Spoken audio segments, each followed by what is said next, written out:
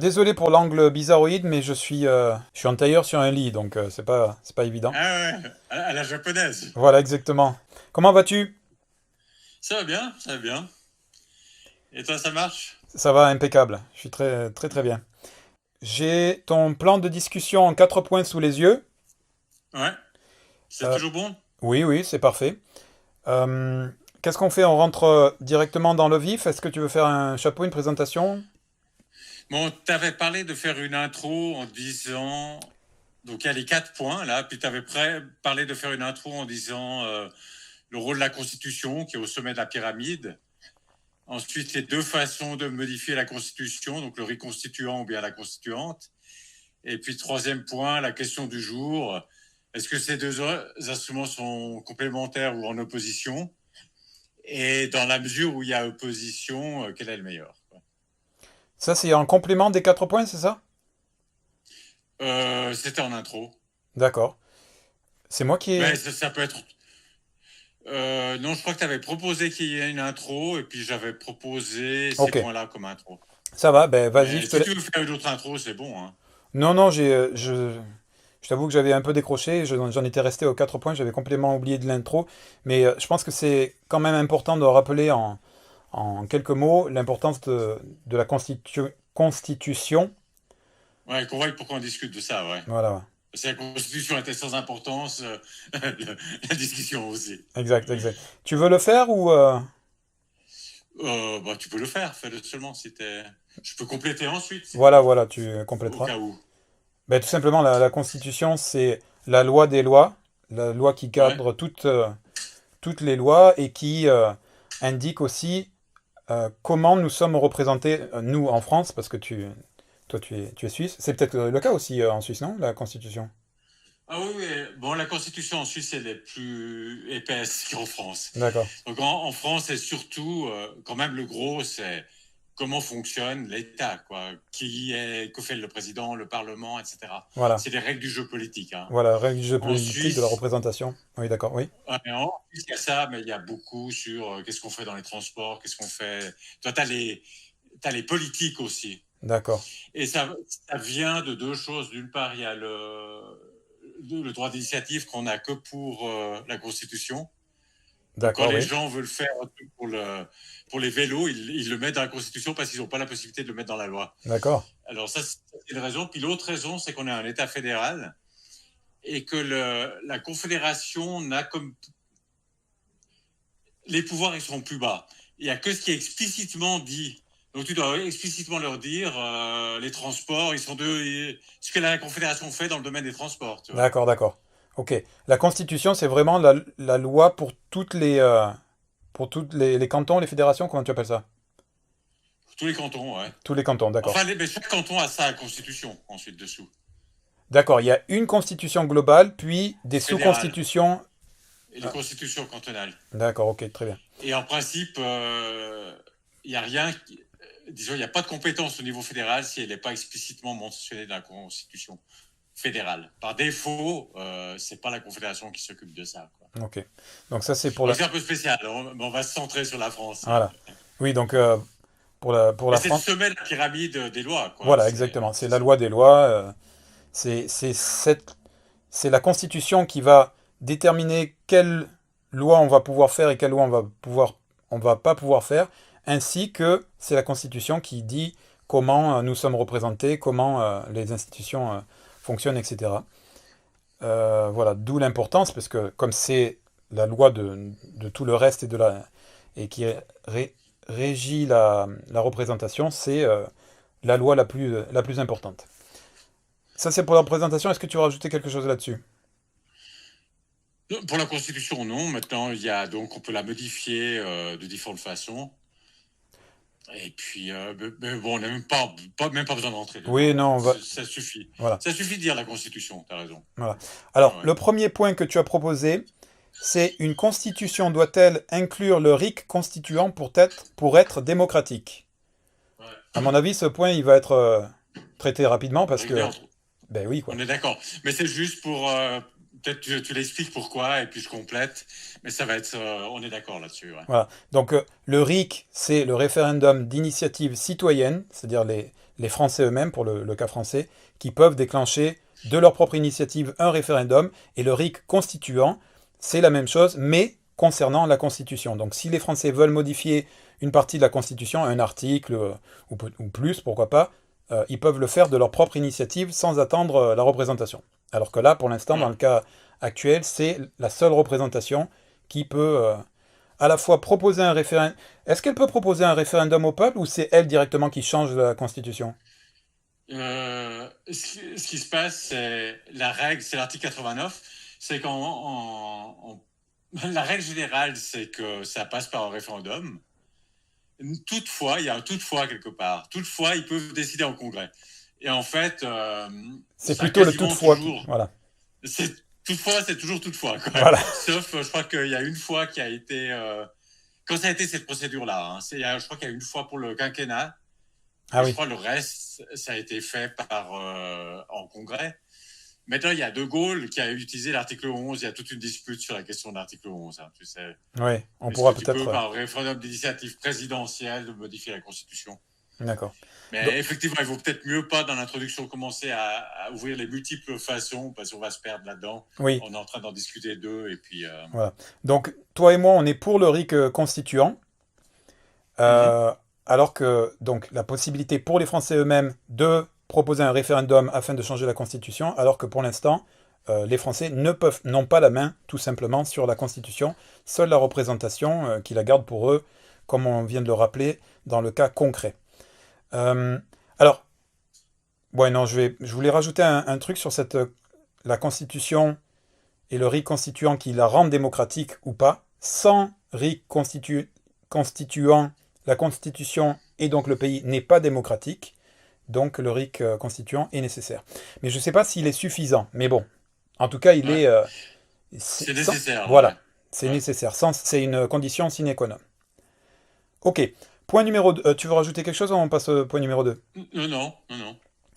Est-il juste, est-il justifié de refuser d'organiser un référendum sur l'instauration du RIC constituant avant l'élaboration de la nouvelle constitution par la constituante? Ah oui, parce qu'un point qu'on a oublié, donc en bref et pour simplifier, je suis sympathisant de la France insoumise, et donc la France insoumise proposait, mais maintenant les élections présidentielles sont passées, il y a peut-être encore une possibilité, on en discutera peut-être lors des législatives, de constituer une constituante afin de modifier la constitution par le biais de la constituante. Ok.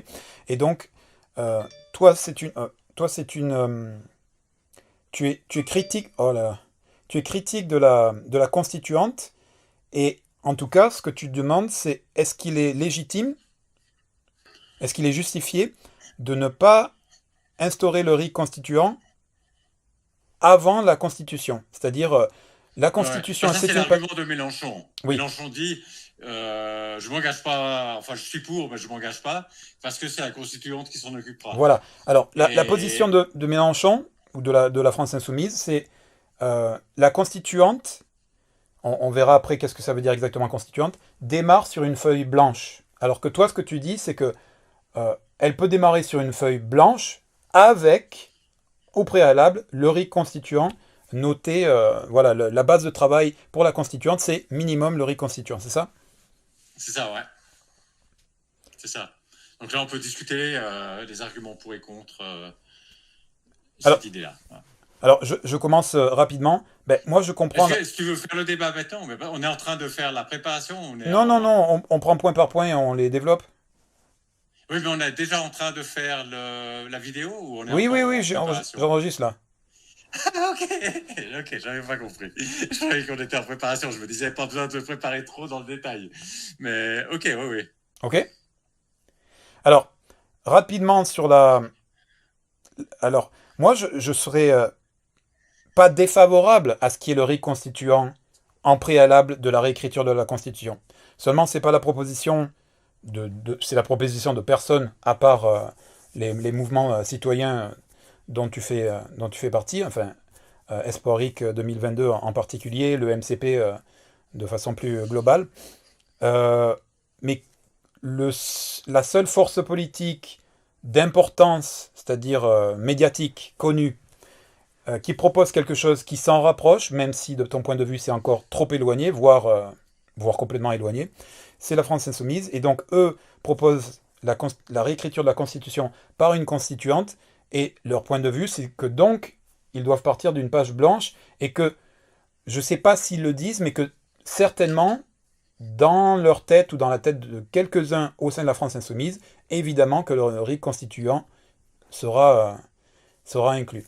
Ça, c'est ma position, et maintenant je te laisse exprimer la tienne. Oui, donc ma position, c'est que donc le rite constituant doit être instauré avant.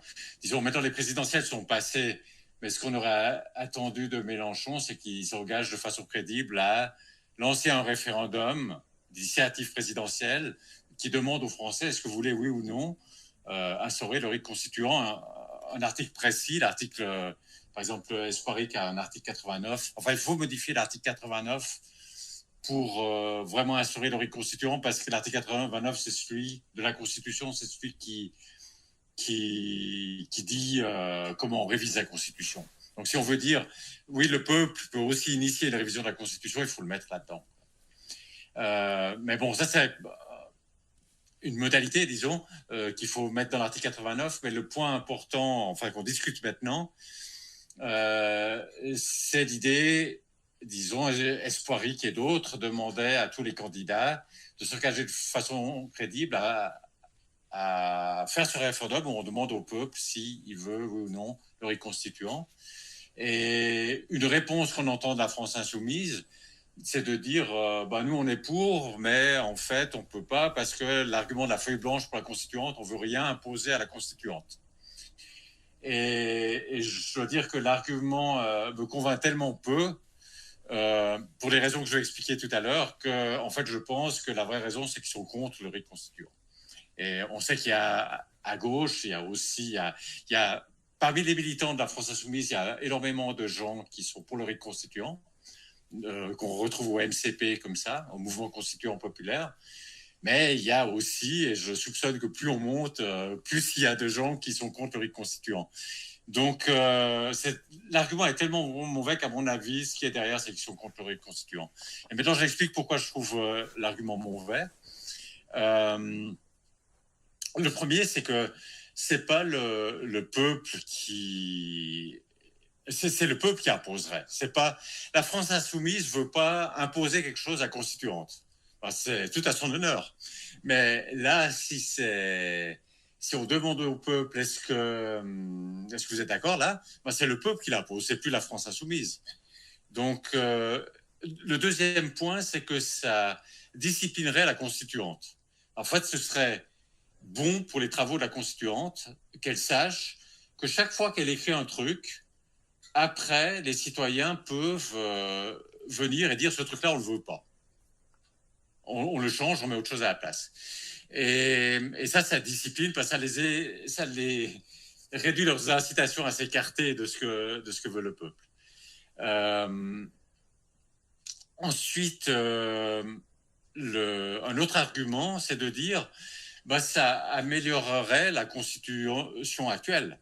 On pourrait faire un truc rapidement, c'est-à-dire si Mélenchon avait été élu et qu'il avait fait cet engagement crédible pour instaurer le rite constituant, en septembre, il y aurait eu le référendum sur le rite constituant, et très rapidement, on aurait pu lancer des référendums, donc ça serait venu très rapidement. Alors on dira, oui, ça serait venu très rapidement pour changer une constitution qui sera de toute façon changée par la constituante après. Donc ça ne sert à rien. Ça serait un argument qu'on pourrait m'opposer. Mais à ça, je réponds deux choses. C'est que, premièrement, c'est pas sûr que la nouvelle constitution passerait. Elle serait quand même soumise en bloc au référendum. Alors moi, je suis très critique par le fait que ce soit soumis en bloc et pas sujet par sujet. Mais disons, au moins, c'est soumis en bloc. Donc, c'est très bien que la France insoumise ne veuille pas préjuger des travaux de la constituante, mais ce serait bien aussi qu'elle ne préjuge pas de la décision populaire au moment où cette nouvelle constitution sera soumise au vote. Il se peut que le peuple refuse la nouvelle constitution. Donc, c'est pas du tout sûr qu'on dit oui, vous modifiez cette ancienne constitution, mais après 2 ans, elle sera plus là. Bah, elle sera plus là si le peuple veut qu'elle soit plus là, mais elle sera peut-être. Il faut pas préjuger de la décision du peuple. Et un autre point, c'est que même si le peuple décide à la fin de choisir la nouvelle constitution, ça a l'avantage d'améliorer la constitution actuelle. Et ça veut dire que la constituante qui fait la nouvelle constitution, elle a un benchmark, elle doit battre quelque chose qui est meilleur. Donc ça la pousse à faire quelque chose de meilleur, même si elle n'était pas obligée.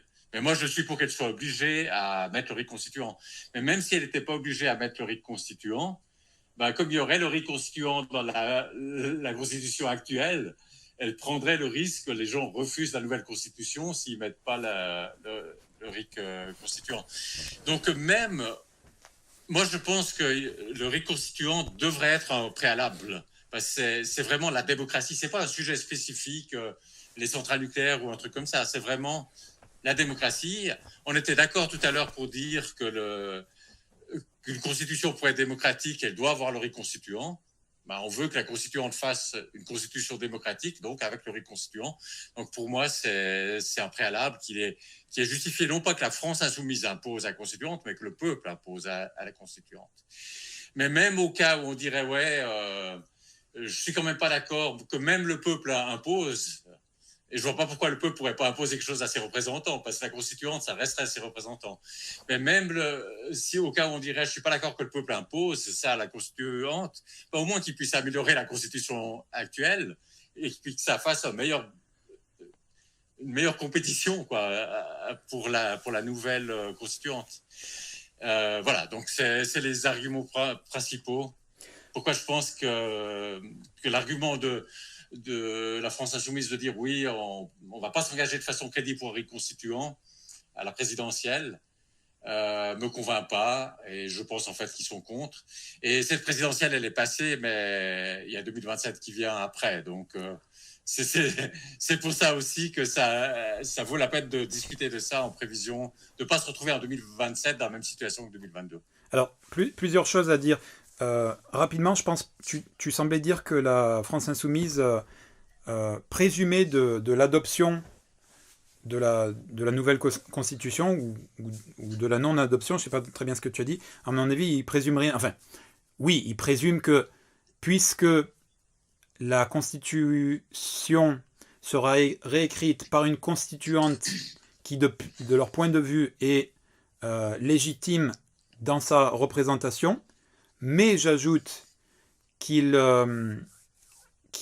incluent aussi toutes les participations, tous les Français hors de cette constituante pour participer aux travaux de réécriture de la Constitution. Dans quelle mesure est-ce que c'est que du propositionnel, tu vois, que les gens, toi et moi, on se réunit et on écrit des articles de Constitution, voire une Constitution en entier, et puis on la fait parvenir d'une façon ou d'une autre à la Constituante, et dans quelle mesure la Constituante va s'en inspirer ou pas, ou modifier, etc.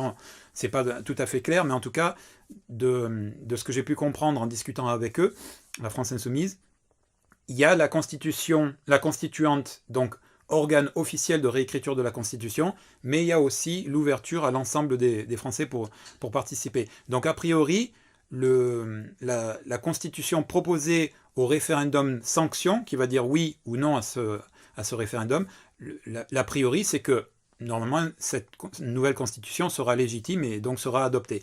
Malgré tout, je leur ai posé la question, mais si jamais, dans un cas improbable, elle n'est pas adoptée, qu'est-ce qui se passe? L'actuelle Constitution court et on recommence le processus jusqu'à l'adoption d'une nouvelle Constitution. Alors, j'entends ta proposition et j'ai une idée là en t'écoutant.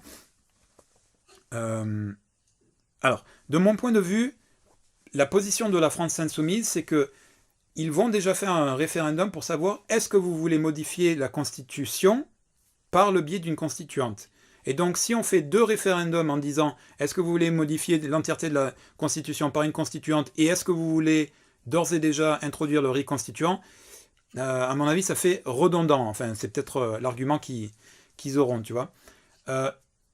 je comprends ta position de dire on peut, ok pour réécrire l'entièreté de la Constitution par une constituante, pourquoi pas, mais ça n'empêche pas de modifier l'actuelle, puisque de toute façon l'actuelle Constitution va courir au moins jusqu'au référendum de sanction de la nouvelle Constitution, donc l'un n'empêche pas l'autre.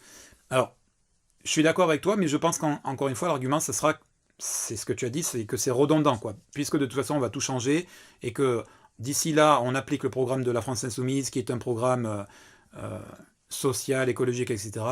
Il y a du point de vue de la France Insoumise, je suppute, hein, je pense, on ne va pas s'embêter à commencer dans l'intervalle relativement court de 2 ans, parce qu'apparemment la constituante aurait 2 ans, pour réécrire la Constitution, de changer, tu vois, si on met le RIC constituant, ça veut dire que dans l'intervalle des 2 ans de réécriture de la nouvelle Constitution, il y aura peut-être des gens qui proposeront une modification de la Constitution. Je pense que la France Insoumise dit, allez, on fait tout d'un bloc, et voilà. Malgré tout, j'entends ton point, et j'essaye de trouver un chemin un chemin d'entente, tu vois, entre les deux. C'est que peut-être, mais je pense pas être entendu, on pourrait proposer à la France Insoumise c'était quoi mon idée? Oui, de faire un seul référendum. Voulez-vous changer la Constitution par le biais d'une constituante et introduire d'ores et déjà, ou alors, soit introduire d'ores et déjà dans la Constitution actuelle, soit comme premier article, enfin, comme condition sine qua non dans la nouvelle Constitution, le référendum d'initiative citoyenne, tu vois, un seul référendum, mais avec 2 points, tu vois. Et peut-être que ça, à la fois, ça répondrait à ce que tu demandes, sans contredire ce que propose la France Insoumise. Qu'est-ce que tu en penses? Oui, donc je trouve que si un seul référendum avait comme condition que ce soit donc la constituante fasse une constitution démocratique, c'est-à-dire avec le rite constituant, donc ça serait la question. Oui. Ça, je trouverais bien. Maintenant, est-ce qu'il faut en faire une seule question dans le référendum ou bien 2 questions séparées? Parce qu'il y a 2 questions, là. Il y a la constituante et il y a le rite constituant. Donc, on peut imaginer d'avoir ces 2 questions. Et tu disais, ouais, bon, ils vont trouver que c'est trop d'avoir un référendum pour demander si vous voulez une constituante et puis un si vous voulez le rite constituant. Mais pourquoi? On peut demander les 2, au fond. Les 2, tu veux dire 2 référendums? Oui, il pourrait y avoir 2 référendums sur 2 questions séparées. Est-ce que vous voulez le constituante? Oui, non. Est-ce que vous voulez le rite constituant? Oui, non. Comment ça se passe en Suisse quand vous avez des référendums? Donc les référendums, j'aurais pas parlé, sont réguliers hein, en Suisse. Tous les...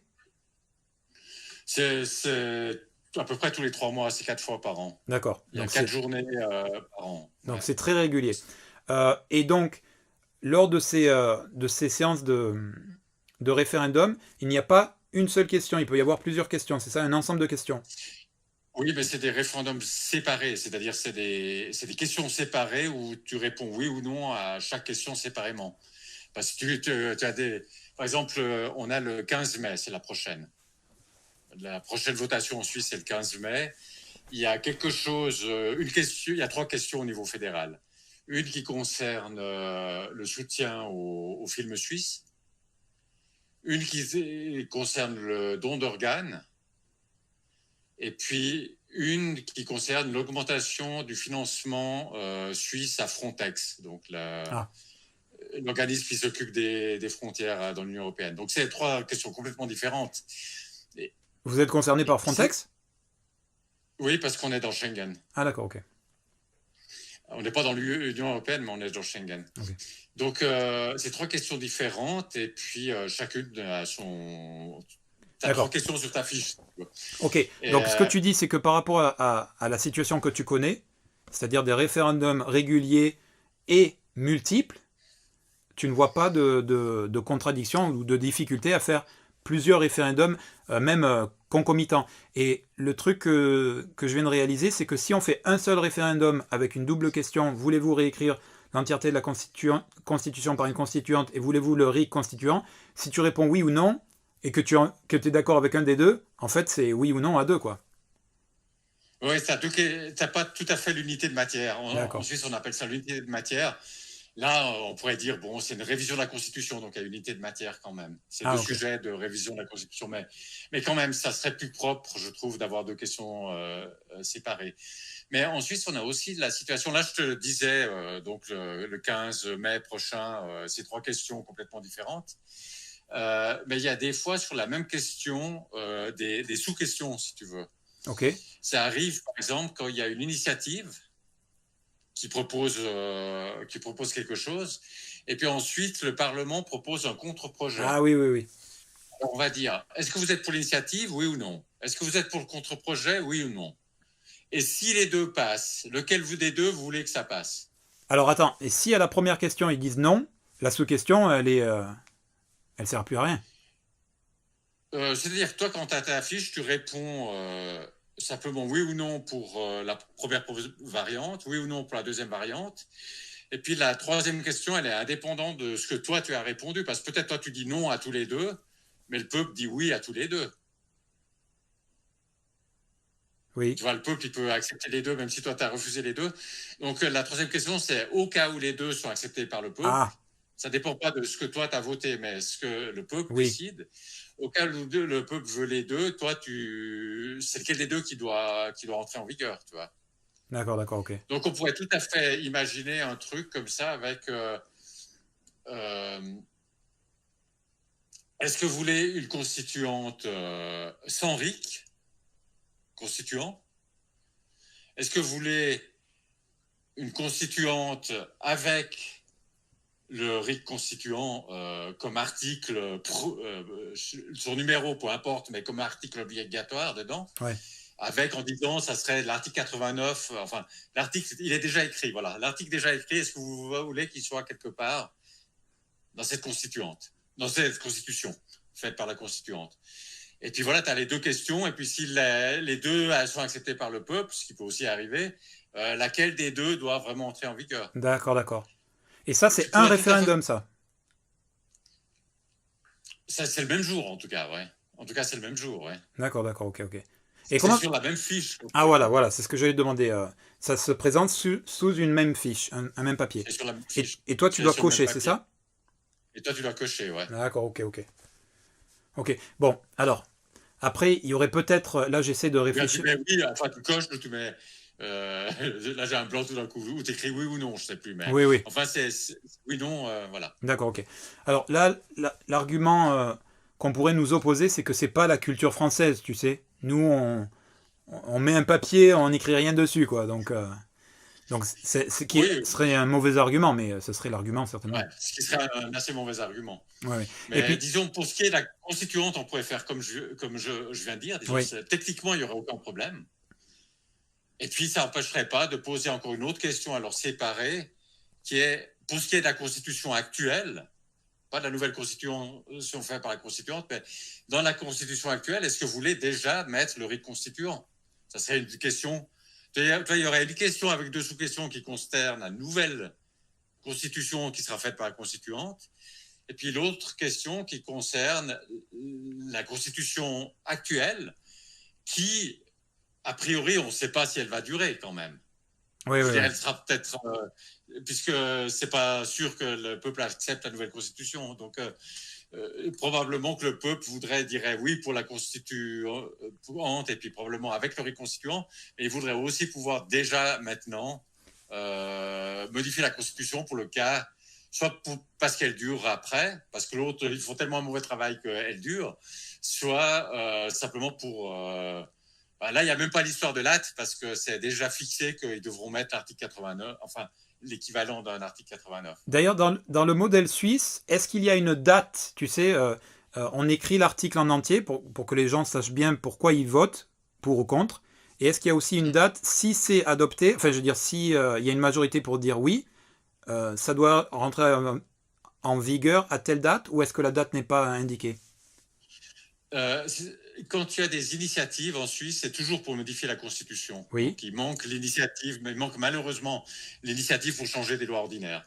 Donc, c'est pour changer la Constitution, et puis le lendemain de la votation, la Constitution est changée. d'accord, d'accord, ok. Alors, ça ne veut pas dire que c'est fini, parce que suivant l'article constitutionnel que tu as mis, peut-être qu'il faut une loi d'application. Ok. vois, pour appliquer l'article constitutionnel. Et la loi d'application, elle n'est pas déjà faite. Et justement, parce qu'il n'y a pas l'initiative législative, tu ne peux pas non plus venir directement avec... ce que font en général les initiants, quand ils lancent une initiative, ils disent la loi d'application doit être faite dans les 2 ans, ou ça dépend du sujet, tu vois. Ah oui, d'accord. Il y a quand même un délai indiqué quand même. Bah, si t'es malin, tu fais ça, ouais. Sinon, ça risque de venir jamais, quoi. Vous avez dit oui. Dans 10 ans, on verra. Ok. Donc ça voudrait dire que dans l'hypothétique référendum dont on discute, il y aurait en réalité 4 questions. Constituante sans RIC, constituante avec RIC, lequel des deux s'applique Ouais. Voilà. Et Ça, c'est le voulez-vous... premier groupe. Ça, c'est le premier groupe. Voilà, premier groupe, 3 C'est questions. un premier groupe, et après, tu en as une autre sur la constitution actuelle. Est-ce Oui, que vous voulez mettre ce RIC constituant. constituant dans la constitution actuelle? Ouais, ok.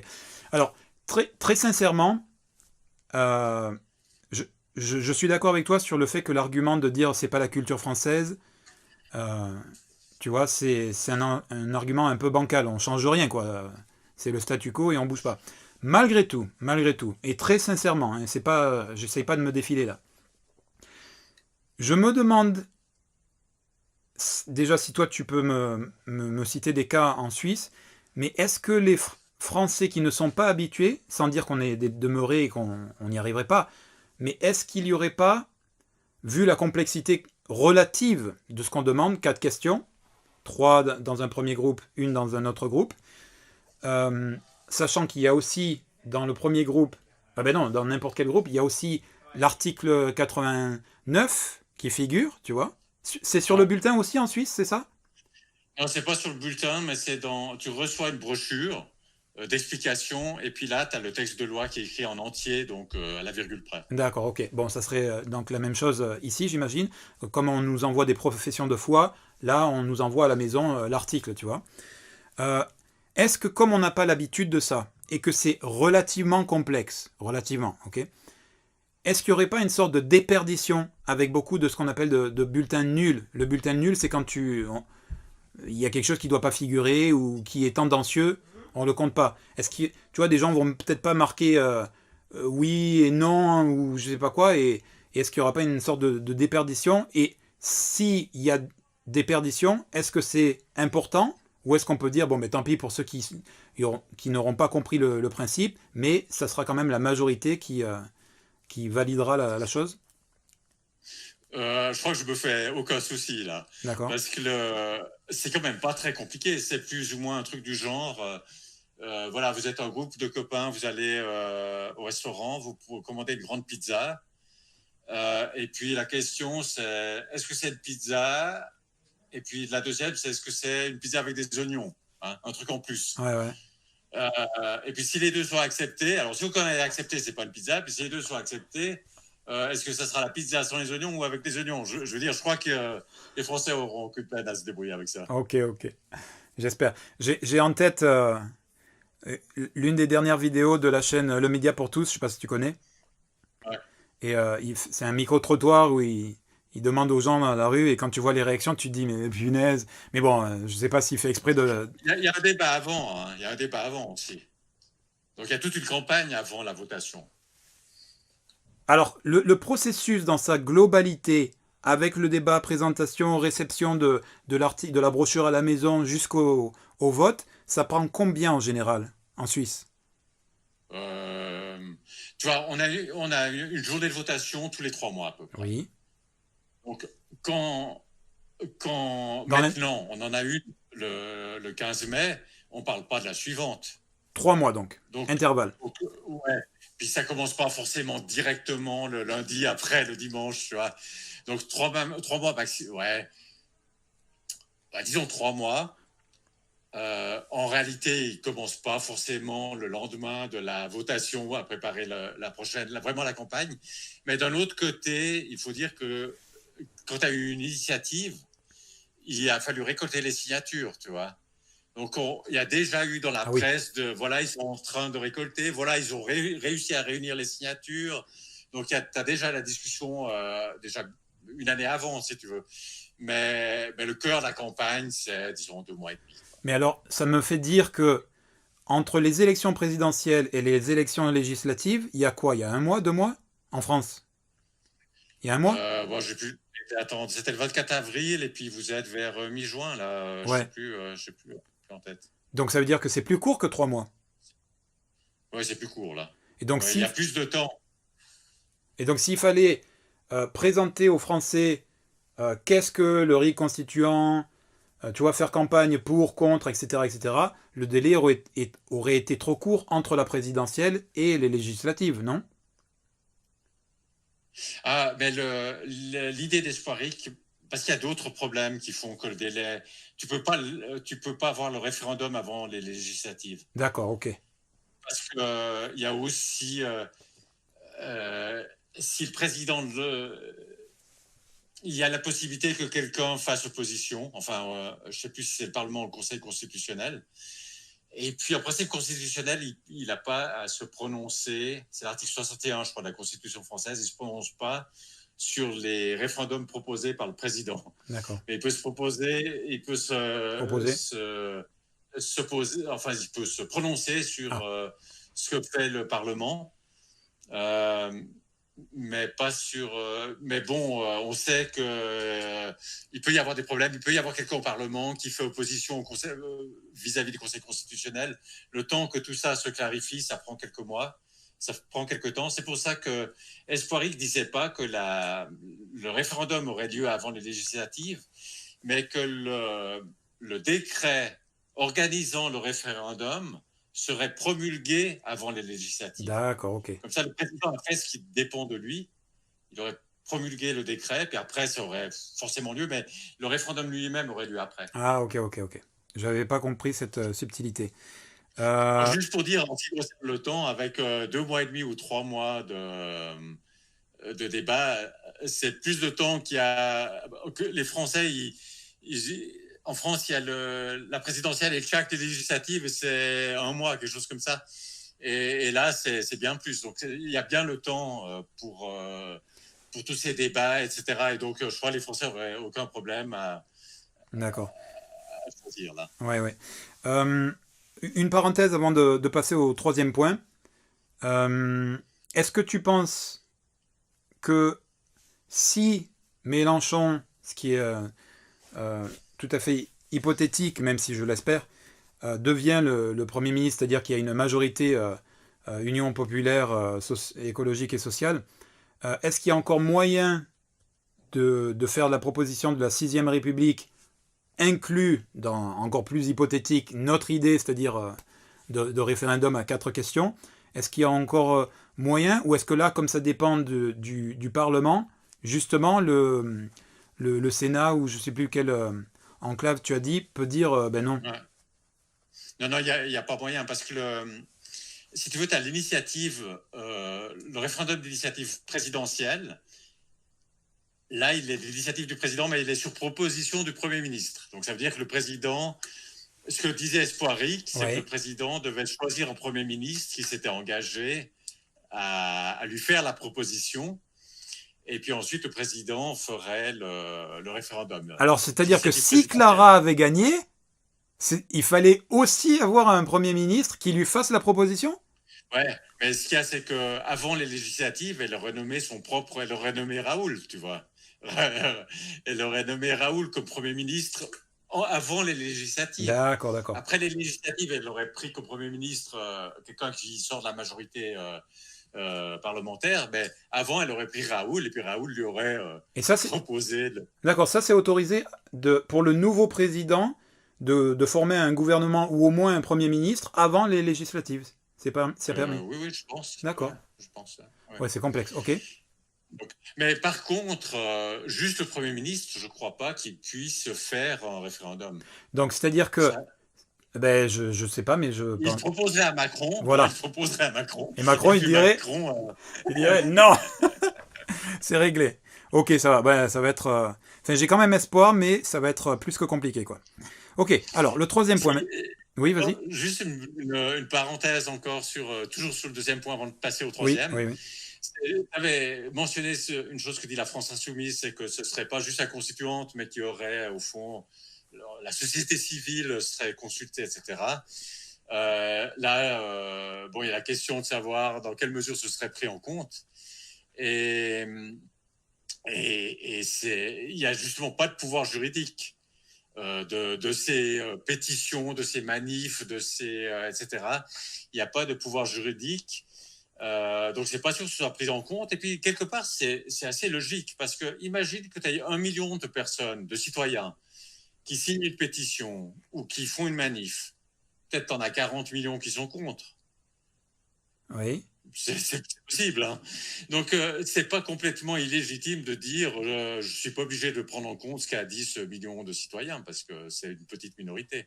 Oui, mais dans le cadre du référendum d'initiative citoyenne en matière constituante, je crois que vous le rappelez au sein du MCP et toi sur ta chaîne, il y a une majorité écrasante de Français dans les sondages qui sont favorables.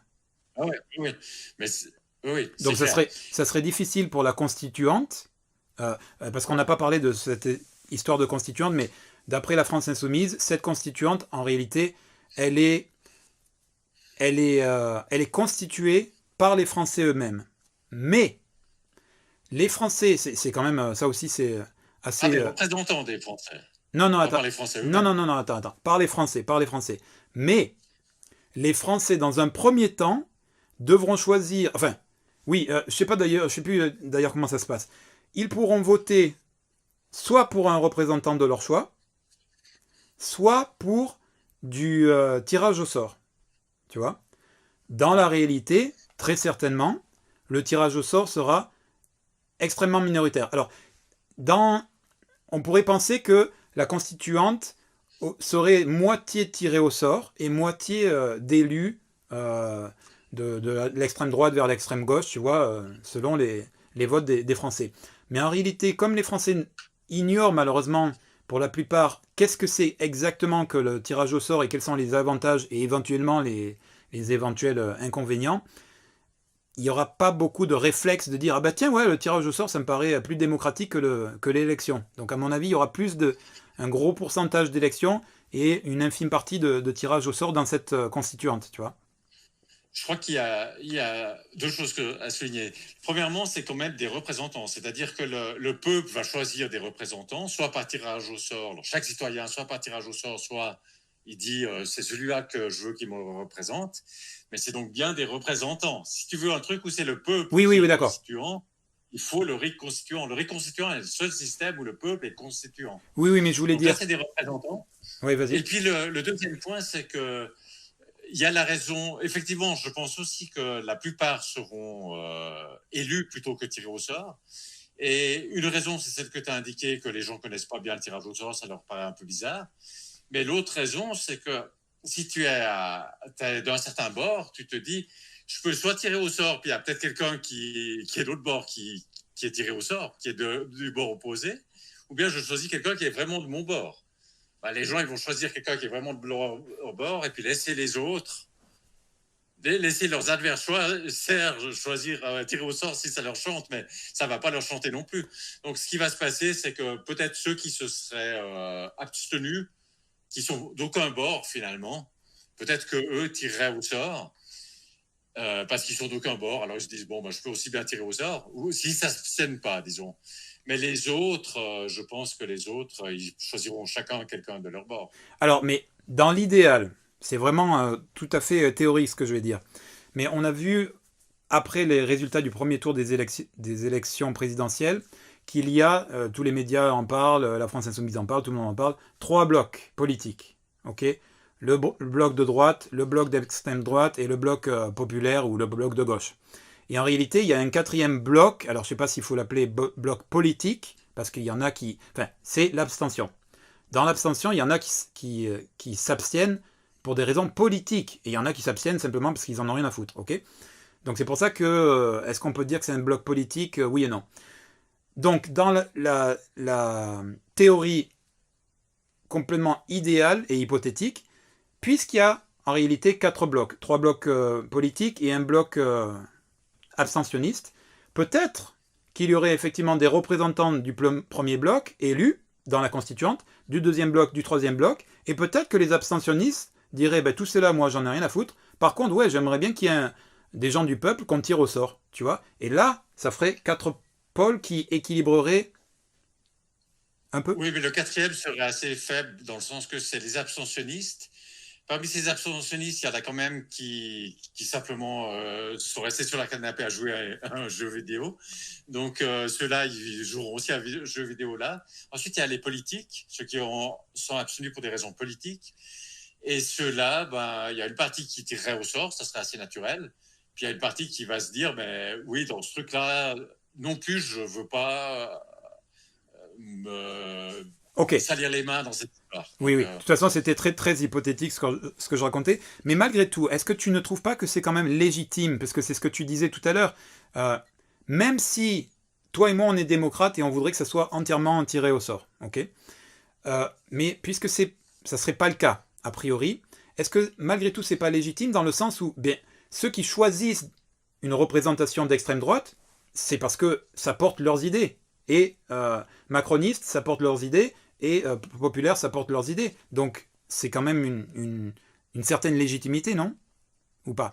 Il y a une certaine légitimité, mais tu risques de reproduire ce qui se passe au Parlement, c'est-à-dire tu as des réflexes partisans, tu as des réflexes pavloviens partisans, et puis tu as une majorité qui finit par dominer, bien que c'est vrai que le risque est moins grand qu'au Parlement, parce que ça serait proportionnel. Hein. Donc ça serait nettement meilleur qu'au Parlement. Alors, mais je m'interroge aussi, je comprends qu'il y ait des réflexes partisans au niveau législatif, parce que c'est le législatif qui va dire comment la société est organisée, comment la société s'organise, mais est-ce qu'il peut y avoir ces mêmes réflexes et dans quelle mesure ça impacte au niveau constitutionnel? Parce que la Constitution, elle est pas de droite ou pas de gauche, normalement. Ouais.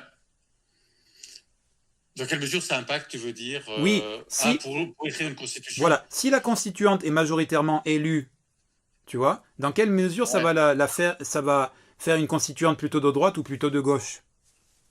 Oui, tu peux quand même, dans la Constitution, tu as quand même les droits fondamentaux, les choses comme ça que tu peux mettre dans la Constitution. Et qu'est-ce que c'est qu'il faut mettre dans ces droits fondamentaux suivant une perspective de gauche ou de droite, c'est pas forcément exactement la même chose. Oui, mais alors là par contre, je pense que l'idée de la 6ème République, de la réécriture de la Constitution par une constituante, ça touche la Constitution, mais ça touche pas le bloc constitutionnel. Le bloc constitutionnel, c'est, tu le sais, mais je le dis pour les auditeurs, les spectateurs, c'est la Déclaration des droits de l'homme et du citoyen, je sais pas quoi, un texte sur l'écologie, l'environnement, voilà, la Constitution et le préambule de je sais plus quel autre. Oui, le préambule voilà. D'une version antérieure ou quelque chose comme ça. Voilà. Donc là, par contre, c'est un de ces 4 éléments, tu vois. Et donc, on ne pourrait pas revenir sur la déclaration des droits de l'homme dans laquelle figurent les droits naturels. Enfin, ça, c'est une autre question, mais... La question, qu'est-ce que tu rajoutes aussi parce que ce qu'il faut dire, c'est qui c'est qui décide qu'est-ce qu'on met dans une constitution? C'est le constituant, en fait, qui décide qu'est-ce qu'on met dedans. Et donc, tu peux, par exemple, rajouter des droits qui ne sont pas. Et si tu es de gauche ou de droite, tu ne voudras pas rajouter forcément les mêmes. Tu peux rajouter, défendre encore plus, je sais pas, la propriété privée.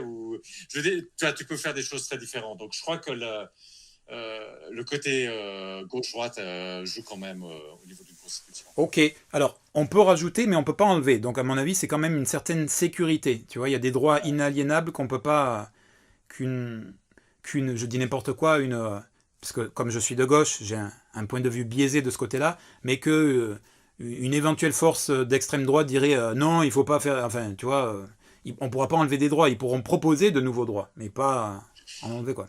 Maintenant, je n'ai pas en tête où c'est que c'est marqué, où c'est que ce bloc constituant est défini. Ça, je n'ai pas en tête. Hein. Le bloc constitutionnel? Ouais, le bloc constitutionnel. Je ne sais pas non plus, mais je pense pas qu'il soit dans la Constitution. Je pense que ce sont des éléments... Parce que ça doit être marqué quelque part, voilà le bloc constitutionnel. Et si c'est dans la Constitution, tu peux l'enlever, quoi. Donc, c'est pour ça, sous réserve, je ne sais pas exactement. Ok, à vérifier, effectivement. On passe au 3e point? Et ce que je voulais juste terminer sur le Oui, deuxième, vas-y, mais c'est pardon. très rapide, c'est de dire, c'est vrai que la France insoumise a cette idée, on écoutera les gens, quoi, grosso modo, mais ça donne pas des droits. Enfin, et quelque part c'est un peu normal parce que ben, tu écoutes des gens, mais tu sais pas dans quelle mesure ils sont représentatifs. Tandis que quand tu as vraiment un référendum, si par exemple le peuple accepte d'instaurer le référendum constituant pour la constitution, déjà tout de suite pour la constitution actuelle, ils peuvent déjà mettre des choses dans la constitution actuelle. Enfin, ils peuvent déjà changer immédiatement la constitution actuelle sur l'environnement, sur des trucs. Et puis là, tu vois vraiment, parce que tu vois combien de gens ont voté pour et de gens ont voté contre. C'est pas comme si tu as 1 million de gens qui signent une pétition. Tu vois, c'est beaucoup plus précis et je crois que ça permettrait à la constituante, pour ces autres sujets qui sont des sujets spécifiques, qui ne sont pas la question de la démocratie, mais pour ces autres sujets, ça leur permettrait d'avoir une meilleure idée de ce que veut réellement le peuple.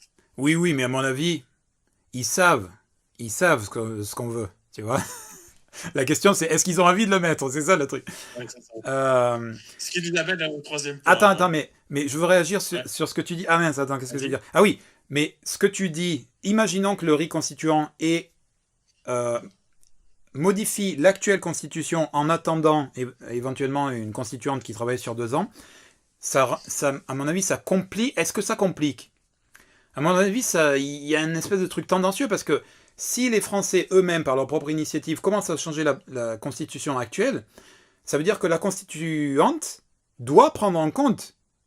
Tu vois, parce que on va pas faire. Le peuple a décidé qu'il voulait ça et ça dans la constitution actuelle, et puis au bout de 2 ans, mais de toute façon, il y a une constituante qui est en train de tout réécrire, donc ce que vous avez écrit pendant 2 ans, c'était valable pendant 2 ans, quoi, tu vois. Ils sont obligés à chaque fois de dire, vous avez rajouté quoi dans le truc par référendum direct. Tu sais, vous avez rajouté quoi? Ok, il faut qu'on le mette et il faut que, tu vois, ça Je crois que juridiquement, ils ne sont pas obligés, parce que c'est une ancienne constitution et une nouvelle, donc juridiquement, ils ne sont pas Oui, obligés. mais je veux dire, C'est pour ça que, ouais, c'est légitimement, pour quoi. ça que oui, mais c'est pour ça que j'insiste vraiment pour que le riz constituant, il soit mis comme une obligation et pas juste dans l'ancienne constitution, et puis alors, on espère qu'ils reprennent. Non, non, Parce qu'ils mais ne sont pas juridiquement obligés.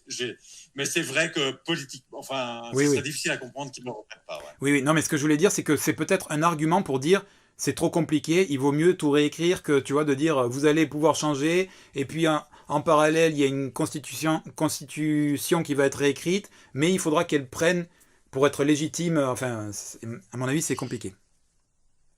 Non, ok. Bon, je dirais dans la mesure où ils disent qu'ils écoutent le peuple. Enfin, pas juste la constituante, mais le peuple, c'est déjà compliqué. Et là, ils Ouais. ont une procédure claire et nette Ok, où tu vois exactement quel pourcentage est pour ou contre une proposition très précise. d'accord. Adjugé.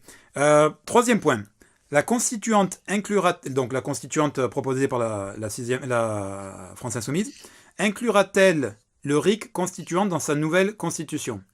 Donc là, c'est vraiment un autre scénario, c'est-à-dire il n'y a pas de référendum sur le RIC constituant, il y a seulement le référendum sur voulez-vous changer la constitution, putain, on va y arriver, par une constituante.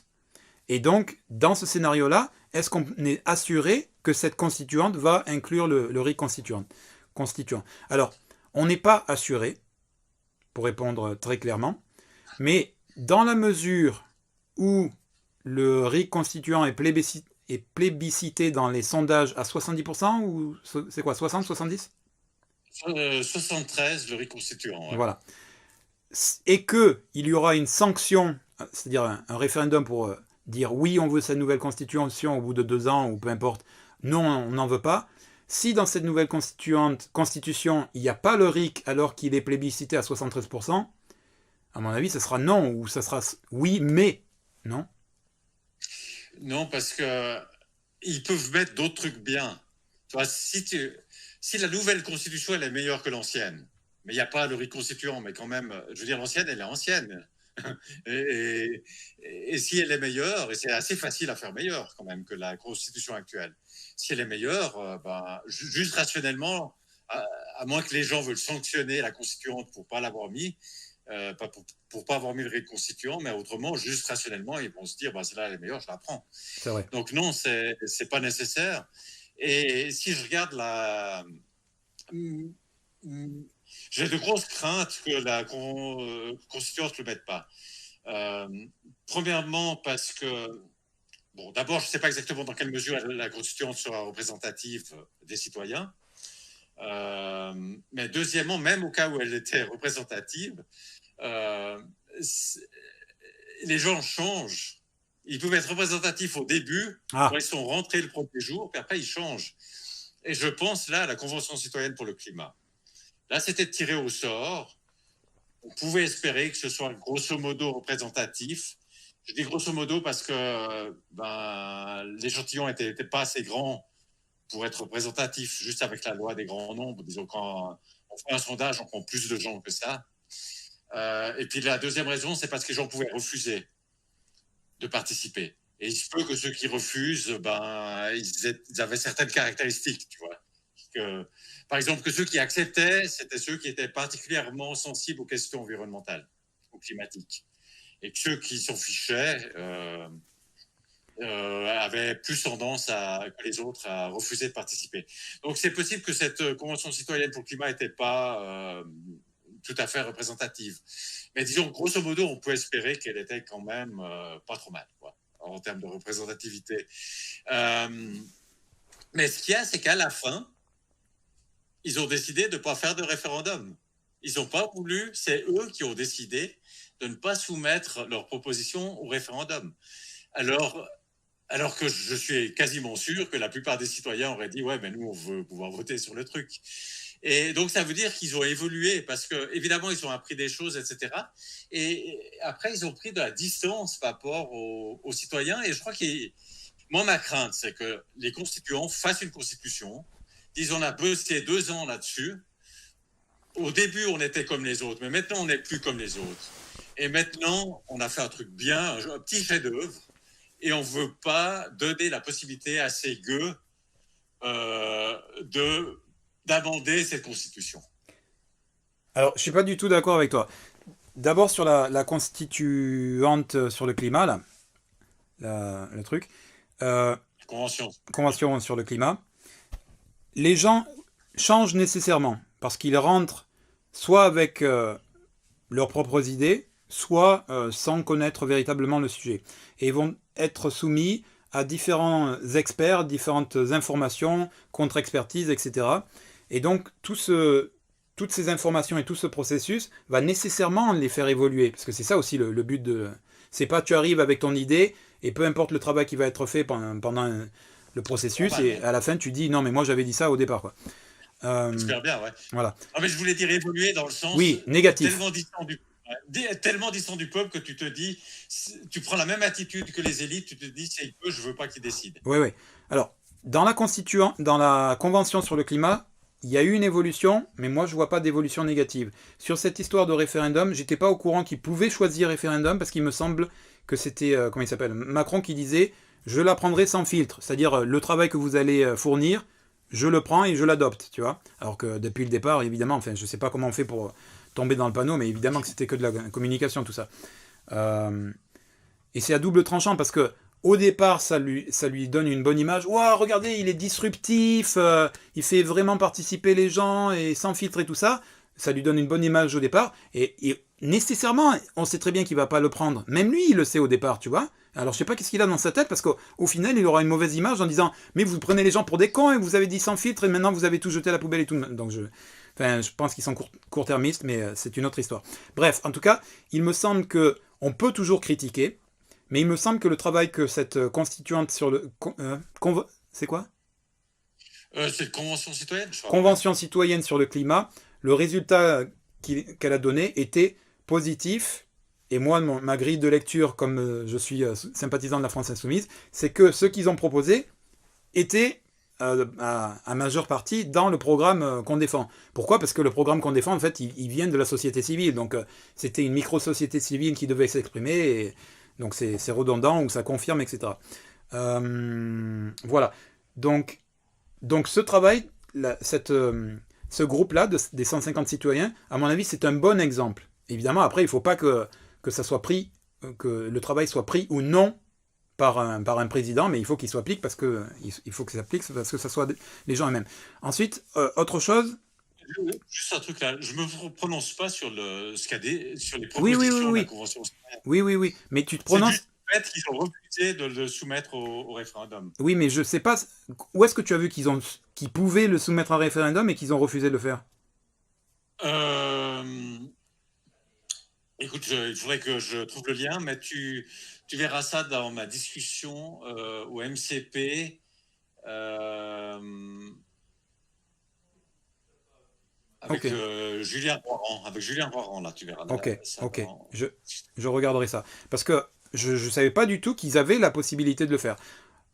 Si je me fais l'avocat du diable, entre guillemets, c'est pas le diable cette convention, mais si j'essaye d'expliquer d'une autre façon que la façon de dire on a pris la grosse tête et c'est un chef-d'œuvre et on veut pas qu'il soit sanctionné, parce que à mon avis ils auraient pu aussi se dire c'est un chef-d'œuvre, il va nécessairement être adopté, donc il faut le mettre. Enfin voilà, c'est que s'ils ont refusé, s'ils avaient la possibilité de le mettre à référendum et qu'ils l'ont refusé, ce qui me paraît bizarre, mais pourquoi pas, peut-être à leur décharge que c'est parce qu'ils se sont dit, mais il vaut mieux, euh, euh, comment dire, faire confiance à la parole du président qui a dit je vais tout récupérer sans filtre, et donc tout ce qu'on a fait là va être adopté, plutôt que prendre le risque, entre guillemets, ou un processus plus long d'adoption par référendum. Enfin, tu vois, peut-être qu'ils se sont dit, mais de toute façon, il n'y a pas besoin du référendum parce que ça va être de toute façon pris par le président. Tu vois, et là, ils se sont fait avoir.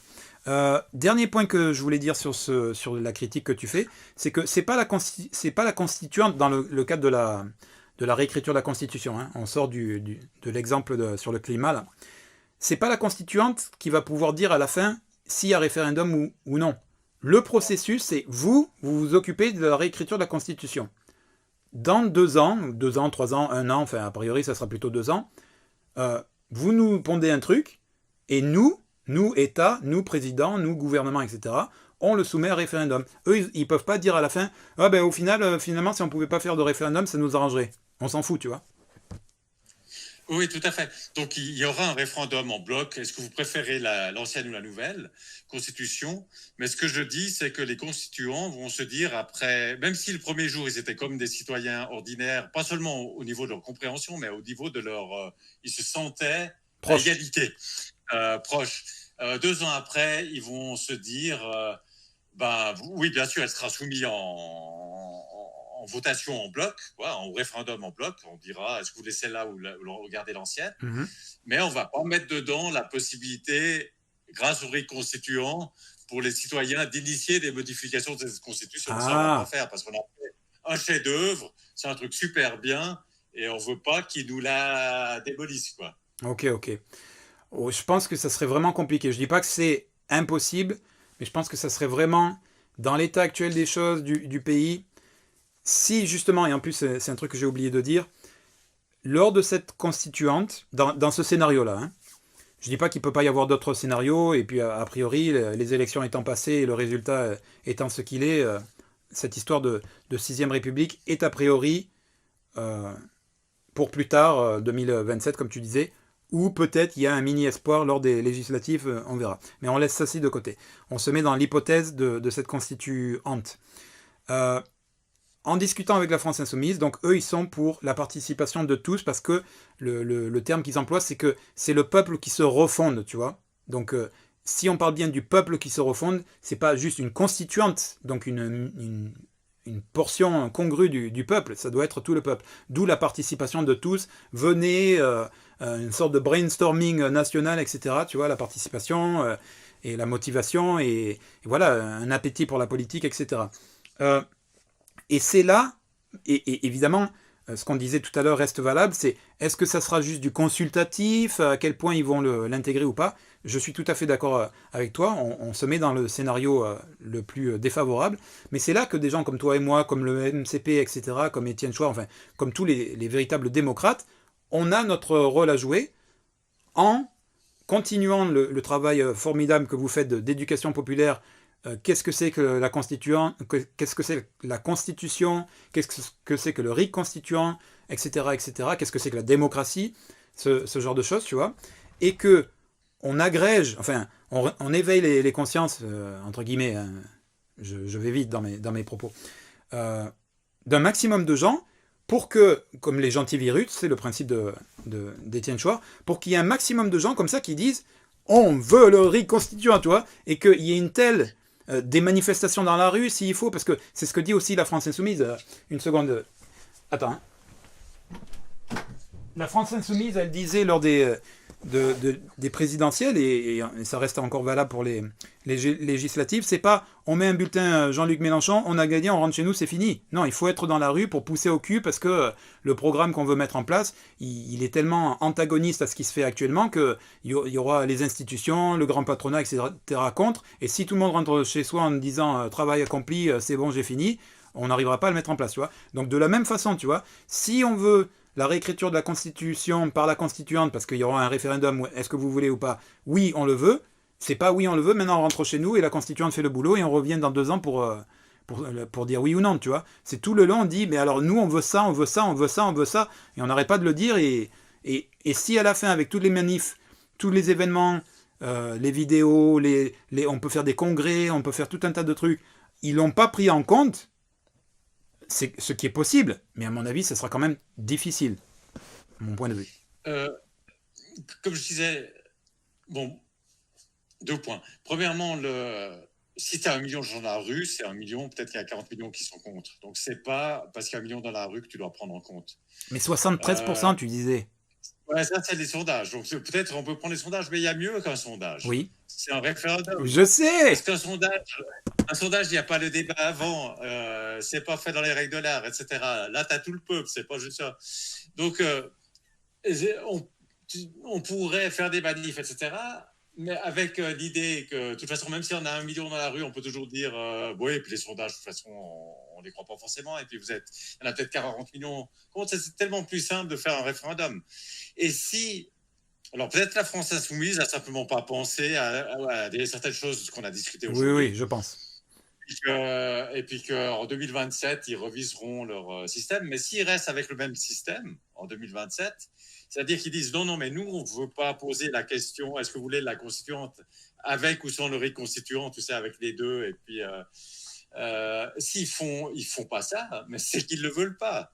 Et s'ils ne le veulent pas, tu peux avoir 1 million de gens dans la rue et ils ne le voudront toujours pas. Donc, ça me paraît vraiment important qu'il y ait sur le référendum. Je suis d'accord avec toi. Imaginons le scénario où la France Insoumise est démophobe. Et je fais une petite parenthèse. Je suis d'accord avec toi. Dans la France Insoumise, je les côtoie pas, je les connais pas. Hein, je suis au Japon, donc je suis loin, etc. Mais je pense qu'il y a parmi la France Insoumise des démophobes. Des démophobes pas nécessairement véritablement démophobes, c'est-à-dire le peuple est vraiment con et c'est pas à lui de décider, c'est à nous. Mais peut-être plutôt, et c'est pas forcément, c'est pas une bonne excuse, c'est pas valable, tu vois, j'essaye de comprendre, mais c'est pas valable. Plutôt, le peuple, malheureusement, est manipulable. En fait, pas seulement le peuple, tout un chacun, nous sommes manipulables, qui que nous soyons, tu vois. Et donc, comme la télévision, en particulier la télévision, mais on pourrait dire les médias en général, sont orientés, ils orientent les gens contre leurs propres intérêts, si tu veux, tu vois. Donc il y a des sortes de démophobes, et du coup le terme n'est pas approprié, mais voilà, des gens qui se méfient au sein de la France Insoumise, des gens qui se méfient de la manipulation dont les Français en général peuvent être et sont en réalité victimes. C'est dans ce sens-là. Et ça ne les excuse pas. Oui, ça les excuse d'autant moins que à ce régime-là, on peut dire on abolit les élections, parce qu'ils se font aussi manipuler pendant les élections. On oublie 2005. Une grande partie des médias, une large majorité des médias étaient contre ce que le peuple a finalement voté. Et on oublie la période qu'il y a depuis 2005, c'est-à-dire que ceux qui sont au pouvoir, les présidents qui se sont succédés ensuite, qui peuvent choisir la question, ils ont les médias de leur côté. Ils ont tout, ils n'ont pas osé en faire un de référendum pendant 17 ans. Donc, je dis, c'est vrai qu'il y a un pouvoir des médias, je ne veux pas le nier, hein, c'est bien clair. Mais il faut relativiser quand même.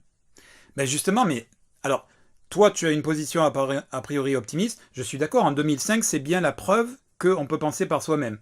Et le fait qu'il n'y ait pas de référendum depuis, c'est bien la preuve que l'oligarchie, pour le dire simplement, a compris que merde, putain, on peut les manipuler jusqu'à une... Tu vois, c'est pas automatique, c'est pas garanti, quoi. Mais n'empêche que... Enfin, je sais pas si je suis pessimiste, mais allez, je vais dire que je suis pessimiste.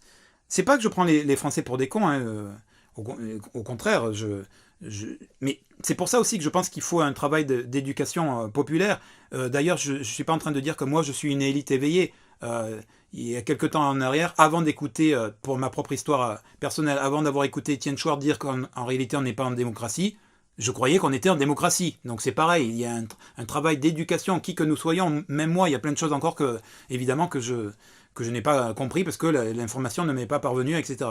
Donc, donc, il y a une relativité dans la manipulation, mais justement, il y a une relativité dans la manipulation, tu vois. On est d'accord que si un truc se joue à 52-48, si tu as les médias, tu peux faire passer de ton côté. Et puis d'une certaine façon, même si Macron est mal élu, parce qu'en vérité il est élu qu'avec 30% de l'électorat, dont une partie qui a en fait voté contre Le Pen, etc. Bref, en tout cas il est réélu, tu peux te dire quand même que c'est un peu l'illustration que cette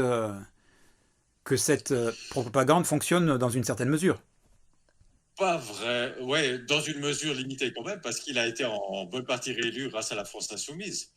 Pourquoi tu dis ça? Donc, Mélenchon a dit pas une voix pour Le Pen. Alors, je ne sais pas quelle proportion des militants de la France Insoumise se sont abstenus et quelle proportion a voté pour Macron. Mais il y a certainement eu des voix de la France Insoumise pour Macron. À vérifier, il me semble que c'est 40%. Parce que tu sais... 40%. Ouais, des électeurs... La France Insoumise a voté pour Macron. Il me semble. Mais à vérifier, je ne suis pas certain. Sur la plateforme de la France Insoumise, c'était aux sympathisants eux-mêmes de dire ce qu'ils avaient l'intention de faire sans que ça devienne une consigne nécessairement. Et la majorité, c'était abstention. Puis, je crois, le deuxième, c'était vote Macron. Et puis, le troisième, c'était nul ou je sais pas quoi, là. Ok, ouais. Enfin, 40%, ça compte quand même, quoi. Oui, de vote pour Macron. Oui. Mais on peut imaginer que c'est pas... Ils n'ont pas voté pour Macron, mais contre Le Pen. Oui.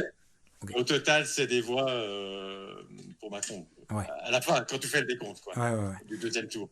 Ok. Donc, pour répondre à la troisième question, la constituante inclura-t-elle le RIC constituante dans sa nouvelle constitution? La réponse, toi, c'est non. Et moi, c'est probablement... Enfin, il est possible que ça soit pas le cas. Ça serait très illégitime, surtout si les démocrates, pour le dire rapidement, font un travail de lobbying, en réalité, auprès de la population et de la constituante pour qu'il y soit. Ouais, tu as bien résumé nos deux positions, là. D'accord.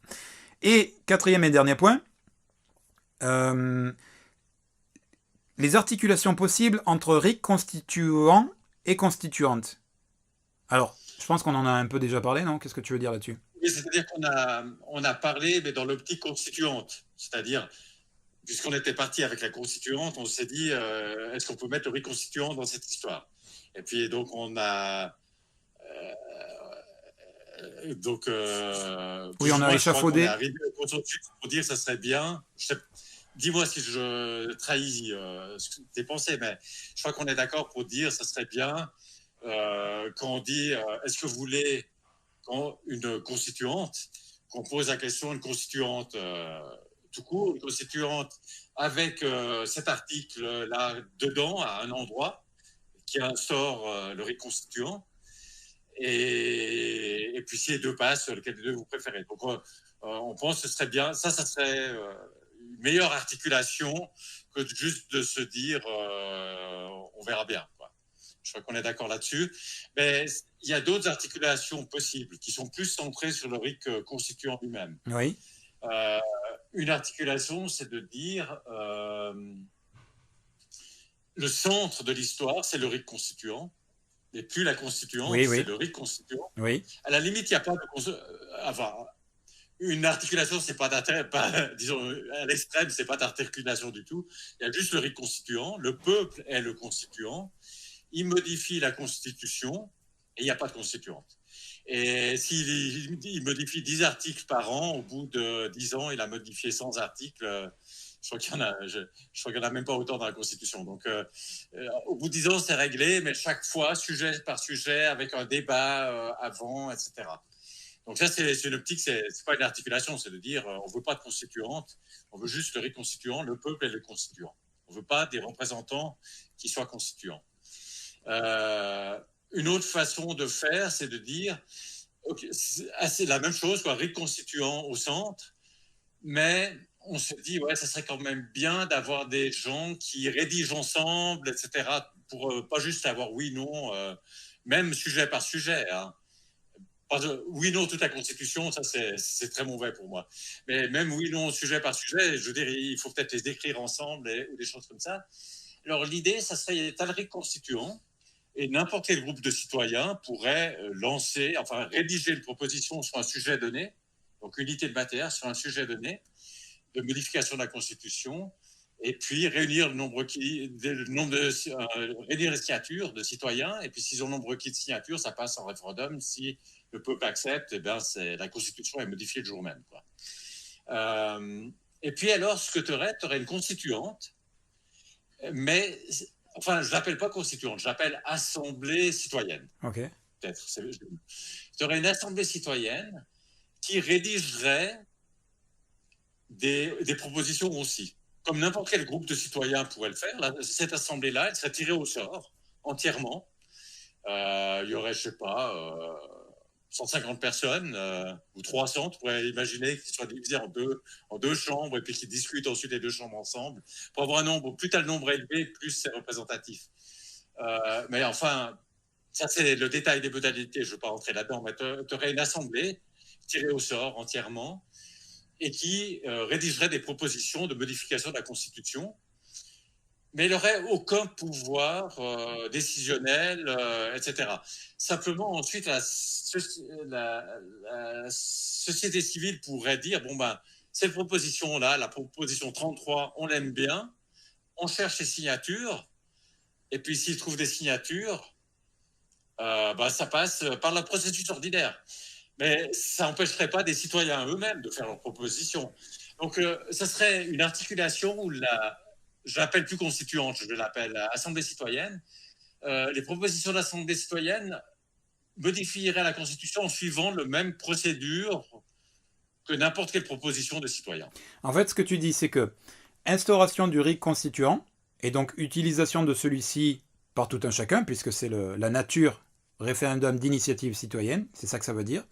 Mais en parallèle à ça, une assemblée de citoyens qui aurait pour fonction de travailler constamment à la proposition de modification sujet par sujet et de produire comme ça voilà, des propositions de modification dont les Français pourraient se saisir afin d'eux-mêmes réunir les signatures nécessaires au fait du déclenchement du RIC. Et sans que ça empêche d'autres citoyens dans en parallèle de faire leur propre proposition. Ouais, d'accord, ok. Donc ça, c'est pour le quatrième point de articulation possible entre le RIC constituant et non plus une constituante, mais une assemblée citoyenne. Ouais, on peut l'appeler constituante si on veut, mais le constituant, c'est le peuple en entier quand même. Donc c'est plus... Je l'appellerai pas constituante à ce moment. Ok. Alors, c'est une proposition très intéressante. À mon avis, effectivement, le plus important, c'est dans la méthode, tu vois. C'est quel est le nombre, quelle est la durée du mandat, parce qu'à mon avis, il faut qu'il y ait un renouvellement fréquent, parce que sinon, il y a à la fois le risque que tu disais tout à l'heure, c'est-à-dire que le pouvoir grise les gens, tu vois, il pourrait y avoir une distance qui se crée, puis il pourrait y avoir un travail de lobbying auprès de cette assemblée, puisqu'on sait que c'est toujours les mêmes, copinage, viens au restaurant, je te paye des voyages, etc., machin truc, et si tu proposais ça dans l'assemblée conventionnelle, voilà, tu vois. Donc je pense qu'il y a une nécessité de renouvellement fréquent, parce que ça ne garantit pas l'absence de lobby et de corruption, mais ça le rend plus difficile parce qu'à chaque fois il faut corrompre de nouvelles personnes, etc. Et puis s'il y a un gros turnover, pour parler un mauvais français, et qu'il y a de la corruption dans ce turnover, à un moment donné, il y aura quelqu'un de sincère qui dira oh, au fait, j'ai été approché par tel et tel lobby, Mhm. et ça va fuir dans les médias et tout le bordel, tu vois. Après, justement, je pense que ce qui est intéressant, y compris dans la constituante de la France Insoumise, ou dans la proposition que tu fais d'assemblée citoyenne, dans tous les cas de figure, et je te soumets l'idée, j'aimerais bien avoir ton avis, il faut que ça soit transparent. Qu'est-ce que ça veut dire? Ça veut dire qu'il faut que ça soit filmé en direct et rediffusé. On peut regarder comme Public Sénat le travail en direct, mais on doit pouvoir voir aussi en différé, tu sais, à n'importe quel moment, toutes les sessions. Pour voir, c'est une double fonction de mon point de vue. Normalement, ça doit être une garantie supplémentaire de rendre plus difficile, pas d'empêcher, mais de rendre plus difficile la corruption. Et ça fait un travail d'éducation populaire très intéressant parce que les gens peuvent voir, ah, c'est comme ça qu'on délibère, qu'on débat, que les avis évoluent. Et puis eux-mêmes, ils sont nourris des informations que engrange cette assemblée citoyenne, tu vois. Je crois que c'est très intéressant, quoi. C'est bien comme truc. Je crois qu'il y a quand même, il y a un truc qui est très important à ce moment, c'est que les gens aient le droit de dire des conneries. Oui, Tu vois, je veux dire, faut que tu puisses te tromper puis revenir sur, sur ce que tu as dit avant, tu puisses évoluer sans qu'on te dise, oui, ben, à la 10e minute, vous avez dit ça, et puis maintenant vous êtes en contradiction avec ce que vous avez dit avant. Voilà, c'est un peu la limite. ma crainte que j'aurais, la crainte que j'aurais que les gens, quand c'est comme ça, en public, ils n'oseraient pas parler aussi librement parce qu'ils auraient peur de dire des bêtises, et puis qu'après on leur tombe dessus parce qu'ils ont dit une bêtise. Et voilà, ça serait ma crainte. Mais dans la mesure où c'est bien entendu que c'est un processus dans lequel on va dire des conneries, voilà, d'apprentissage, donc où il y a des erreurs voilà, à ce moment-là, mais Donc, bon, il faut aussi que la personne qui participe soit convaincue qu'on ne va pas lui tomber dessus, quoi, qu'il y croit réellement que même s'il dit une bêtise, on ne va pas lui tomber dessus pour ça. ouais, à l'heure des réseaux sociaux, c'est un peu difficile. Ouais, effectivement, il faudrait trouver une méthode, mais celle que tu proposes, elle me semble juste, c'est-à-dire que dans la méthodologie, il faut tirer tant de personnes. Est-ce que c'est 300? Est-ce que c'est 1000, etc. Comment est-ce qu'il fonctionne? Est-ce que c'est public ou pas, etc. Est-ce qu'il y a du turnover? À quelle fréquence, etc., etc. Ouais. Est-ce qu'il y a de la parité ou tout ce genre de choses? Peut-être. Oh putain, mais. Pardon. Peut-être aussi que un préalable, et peut-être même un préalable à chaque séance, c'est de dire, tu vois, un disclaimer, encore une fois, je ne parle pas français, quoi, mais c'est de dire, voilà, les gens ici font un travail intellectuel de leur propre position, qu'ils soient universitaires ou qu'ils soient ouvriers. Voilà, chacun part de son point de vue et c'est ce qui fait aussi la représentation, tu vois. Donc, il ne doit pas y avoir de jugement. Et s'il y a évolution des uns et des autres, ça veut dire qu'il y a travail. Parce que Ouais, si exactement. Ouais. on arrive avec ses idées et qu'au bout du travail, on est toujours pareil, il n'y a pas. Ça veut dire que la société est figée, quoi, tu vois.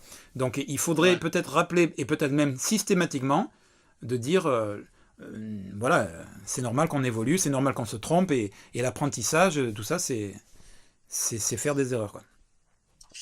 Ouais, ouais. Ok, Donc ça bon serait une point. possibilité. Ce qu'il faut ajouter quand même, c'est que cette assemblée, elle aurait, enfin si on ne parle pas de la constituante, mais de l'assemblée, la constituante, elle a, disons, à la France, qui fait une constitution qui est soumise ensuite, Un référendum. elle a quand même un bon pouvoir, hein. Oui. Tandis que, Oui. bon, même si elle est réconstituant, enfin, il faudrait qu'il y ait s'il n'y a pas le réconstituant, c'est énorme comme pouvoir. Passer la nouvelle constitution, si le peuple trouve qu'elle est meilleure que l'ancienne. Si elle est réconstituant, c'est un pouvoir moins grand, mais qui reste grand parce que on peut modifier chaque point grâce au reconstituant, mais enfin, faut réunir les signatures, etc., quoi. Donc, ça donne quand même le truc. Tandis que l'Assemblée dont je parlais, elle a quand même beaucoup moins de pouvoir parce que il faut qu'il y ait la société civile, des gens qui reprennent, et puis ensuite, il faut que ce soit approuvé par le peuple. Elle a- Donc, même si un lobby a vraiment réussi Oui, à oui. faire Oui, oui. Après, Voilà. ça dépend. Le lobby, lui, de toute façon, il va avoir un intérêt dès le départ en disant, puisque c'est une instance de proposition, autant l'investir. Tu sais, les lobbies, Ouais, ouais. ils ont des moyens, donc ils vont de partout, quoi. Ça dépend de quel lobby on parle. Et après, les lobbies, ils seront plus intéressés s'ils voient que la plupart de ce qui est proposé est adopté par la suite. Là, ils vont se dire, ben, effectivement, là, il y a un intérêt. Mais effectivement, Et ce qui risque bien de se produire, parce oui, si elle est représentative et si elle ne se laisse pas trop influencer par les lobbies, probablement que la large majorité de ce qu'elle propose va être acceptée. oui, oui. Euh, mais en réalité, cette assemblée citoyenne, elle n'a pas de pouvoir. Le seul pouvoir, Ouais, entre guillemets, qu'elle a, c'est un pouvoir de proposition. Tu vois. exactement. Voilà, ok. Dernier point auquel je viens de penser, c'est que j'entends ton argument de dire que là, on revient dans le scénario de la constituante de la France insoumise. L'une de tes craintes fondées, de mon point de vue, c'est de dire oui, mais si la nouvelle constitution n'inclut pas le RIC constituant, mais qu'elle est meilleure, les Français vont dire bon, ben c'est déjà ça. Mais j'entends tout à fait, et je pense que c'est effectivement un risque réel. Mais de mon point de vue, et je viens d'y penser que maintenant, c'est que je suis du côté des Français qui diront mais c'est quand même déjà ça, tu vois. C'est-à-dire que à être, je sais pas s'il faut dire puriste, mais c'est pas dans un sens péjoratif ou négatif que je dis ça, tu vois. Mais de dire c'est reconstituant ou rien, j'entends et je comprends la nécessité d'être intransigeant là-dessus, mais malgré tout, si ça doit faire boycotter, enfin pas boycotter, enfin moi j'entends pas l'argument de dire on ne soutiendra pas une force politique qui propose une constituante dans laquelle il n'y a pas de reconstituant. J'entends plus une, euh, une organisation sociale qui dit on va parler à toutes les forces politiques, et en particulier à la force politique qui est le plus proche, même si c'est quand même très éloigné de notre idée à nous, et on va faire un lobby incessant, même si on n'arrive pas à obtenir ce qu'on veut tout de suite, pour, pour que éventuellement ça finisse par entrer. Je te dis ça parce que évidemment, il faut qu'il y ait, c'est la première question qu'on me disait tout au début de la conversation, une constituante, putain, je vais y arriver, une constitution doit-elle inclure le RIC constituant pour être démocratique? La réponse est oui. Sans RIC constituant, ce n'est pas une démocratie. Ça, c'est clair et net. Malgré tout, si ce n'est pas une démocratie, mais que la constitution fait que les pouvoirs sont moins concentrés et qu'il y a peut-être la possibilité de révoquer les élus, etc., on n'est toujours pas en démocratie, mais c'est une oligarchie de meilleure qualité, entre guillemets, tu vois. Donc, évidemment que il faut viser les étoiles pour atteindre la Lune, et donc nous, ce qu'on veut, c'est le reconstituant, mais euh, ma position, qui est différente de la tienne, je respecte la tienne, c'est de dire, si quand même on atteint la Lune, c'est-à-dire de changer la Constitution pour qu'elle soit meilleure, même si elle ne fait pas de la France une démocratie, c'est quand même un pas en avant. Oui, ce qu'il y a, c'est que on change pas de république tous les jours. Et c'est pas par hasard qu'on parle de sixième république maintenant, enfin, qu'il y, il y aurait eu peut-être une possibilité. Mélenchon a raté de pas grand-chose le deuxième tour. C'est pas par hasard qu'on en parle maintenant, c'est qu'il y a vraiment eu un changement, disons, de la politique. Il y a eu, je dessine souvent, je sais pas si on voit là, Ah oui. euh, le centre et puis la gauche et la droite, et puis le centre gauche et centre droit sont devenus un pôle élitaire. Et puis dessous, mais ils ne sont pas assemblés, hein, ils sont comme ça. Il y a ceux qui pourraient être du côté du peuple. Et c'est pas tous les jours qu'il y a un basculement comme ça d'axe politique. Donc c'est vraiment le moment. Et à mon avis, il ne faut pas attendre la 7e République pour qu'elle soit démocratique. Donc il faut l'obtenir maintenant. En plus, si tu prends la France insoumise, je crois que la large majorité des militants de la France insoumise sont pour le reconstituant. Donc, s'il y a un problème, je crois qu'il y a un problème au niveau de ceux qui dirigent en haut, mais il faudrait que justement les faire changer eux maintenant. Et je pense que si en 2027, ils pensent que de mettre le RIC constituant, ça augmenterait énormément les chances qu'ils soient élus, peut-être qu'ils le feront, quoi. Alors, Je sais pas, moi, s'il y a une différence telle entre la base, les militants, qui veulent le reconstituant, et la tête, qui dit non. Je pense que c'est un peu plus nuancé que ça. Je pense que la tête peut-être ne sait pas suffisamment à poser la question ou à peut-être qu'elle peut évoluer. Enfin, bref. Euh, mais à mon avis, je comprends que toi tu veux faire un saut quantique. C'est le moment. On voit bien qu'on est à bout de souffle, euh, à la fois pour les institutions françaises, mais aussi pour un modèle économique, politique, etc., qui est le capitalisme. Tout le monde dit qu'on est à la fin d'un cycle, etc. Donc il y a bien une appétence pour un changement véritable, pas juste un petit pas, vraiment un changement radical. Et je souhaite qu'on fasse ce saut quantique ou ce changement radical, qu'on dépasse l'oligarchie pour une véritable démocratie, qu'on dépasse le capitalisme, même si c'est un autre sujet, enfin à mon avis il est lié, mais bon. Bref, pour autre chose, malgré tout, je veux ça. Malgré tout, il me semble, si j'observe l'histoire, que certes, il y a eu parfois des bons importants en avant, mais que la majorité, c'est une évolution lente, chaotique et frustrante, et que je ne suis pas partisan de l'idée de c'est maintenant ou jamais. Soit on fait maintenant le changement nécessaire, soit c'est le chaos après. Je suis d'accord pour dire que on va s'enfoncer de plus en plus, comme dirait Luc, mon ami, dans la barbarie, mais je suis peut-être en désaccord avec lui. Enfin là, je lui mets des mots dans la bouche qui sont peut-être pas les siens. Il commentera sous la vidéo, mais je suis pas, je suis pas d'accord avec le. Je sais pas si c'est ce que tu dis, mais de dire c'est maintenant ou jamais. Bien sûr que moi je veux que ça soit le plus rapidement possible, et si c'est maintenant, tant mieux. Mais si c'est pas maintenant, ça veut pas dire que c'est trop tard, c'est fini. Je pense au contraire que si c'est un gouvernement qui est à l'image de Macron, une majorité macronienne, eh bien, ce processus de délitement de la société qui rend les gens insatisfaits va s'accentuer et peut-être pour finir enfin à atteindre le point de limite qui fera que les gens, soit qu'il y ait une révolution violente ou pas, ou je sais pas quoi, mais tu vois, ce que j'essaie de dire, c'est que ce système est en train de scier la branche sur laquelle il est assis, tu vois, et il va pas s'arrêter de la scier, la branche. Et donc forcément, à un moment donné, il va tomber. Donc si c'est pas maintenant, c'est demain.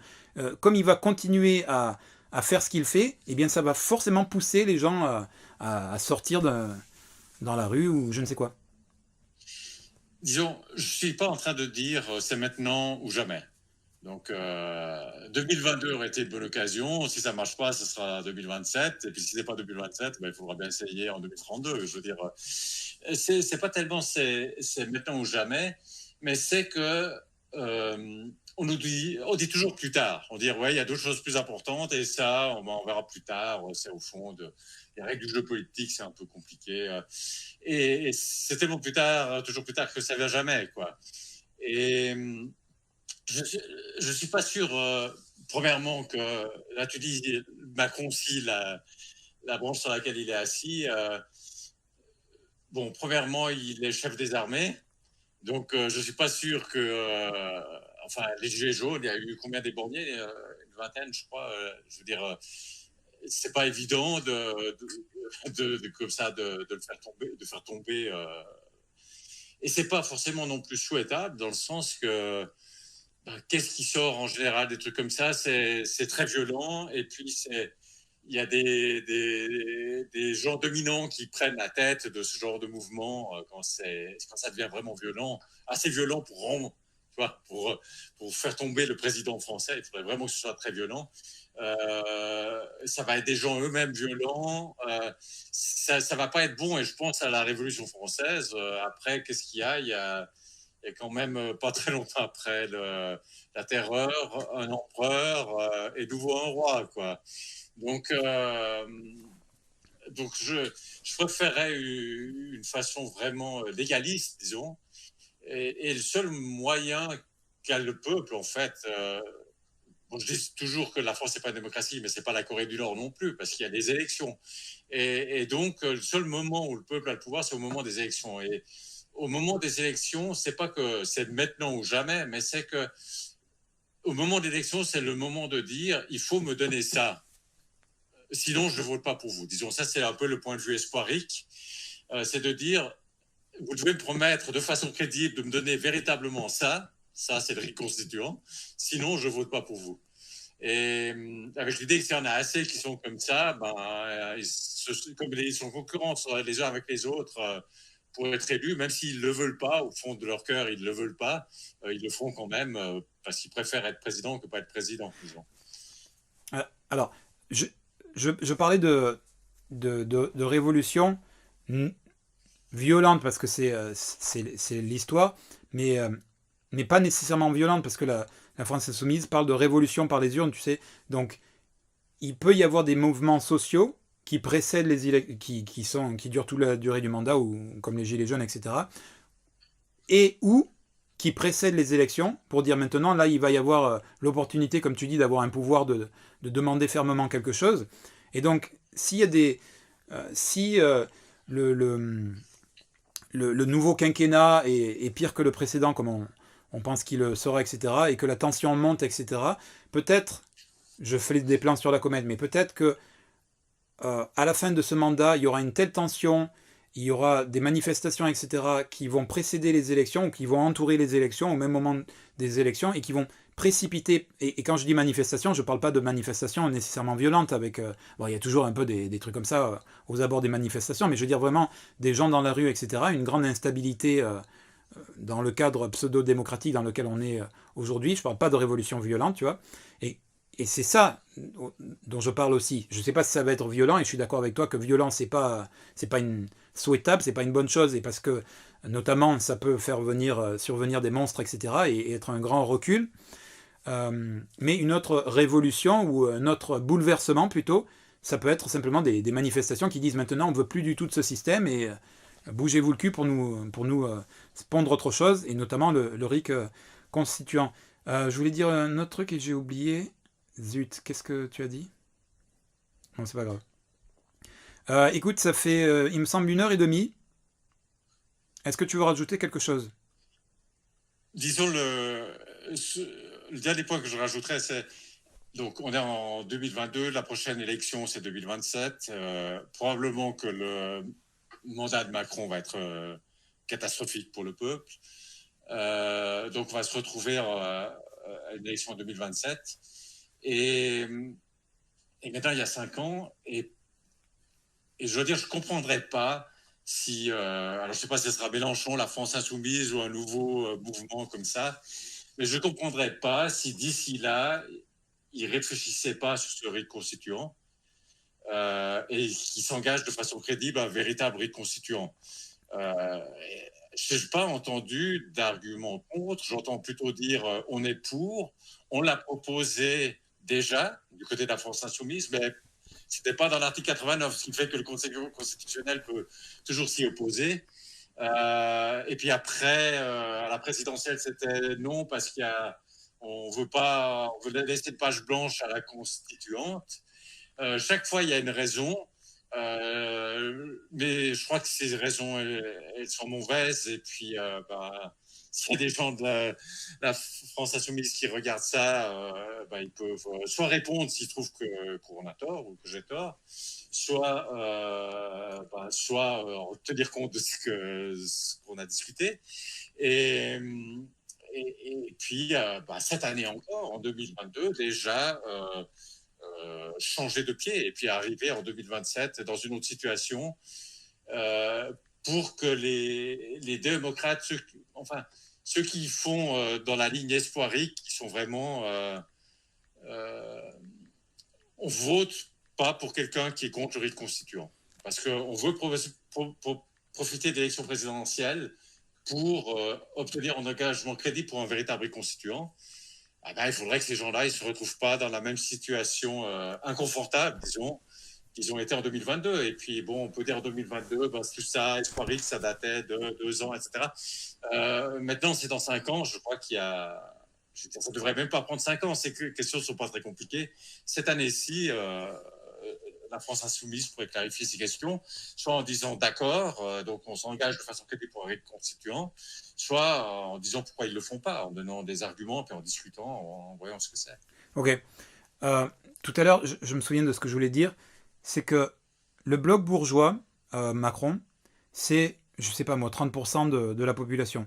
Je pense que même s'il y avait euh, le reste de la population qui demande le riz constituant, je pense qu'il serait quand même capable de l'ignorer, de le mettre de côté, euh, fort du fait qu'ils sont disciplinés à aller voter, fort du fait qu'ils ont tous les moyens financiers, etc.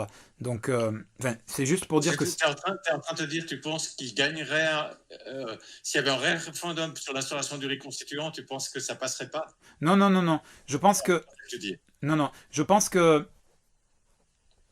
Euh, je pense que 2027, ce bloc-là, je vais le... Il risque de gagner la présidentielle, c'est ça? Je sais pas, je sais pas. J'espère que non quand même, parce que j'espère qu'ils vont encore faire la démonstration qu'ils font de la merde. Mais je veux dire, si jamais enfin, en tout cas, ce que je veux dire, c'est qu'en 2027, ces gens-là, on n'arrivera jamais à leur faire changer d'avis sur le RIC constituant. Tu sais que il a tout de suite mis le RIC, même pas constituant, Macron de côté au moment des Gilets jaunes, tu Ouais, vois.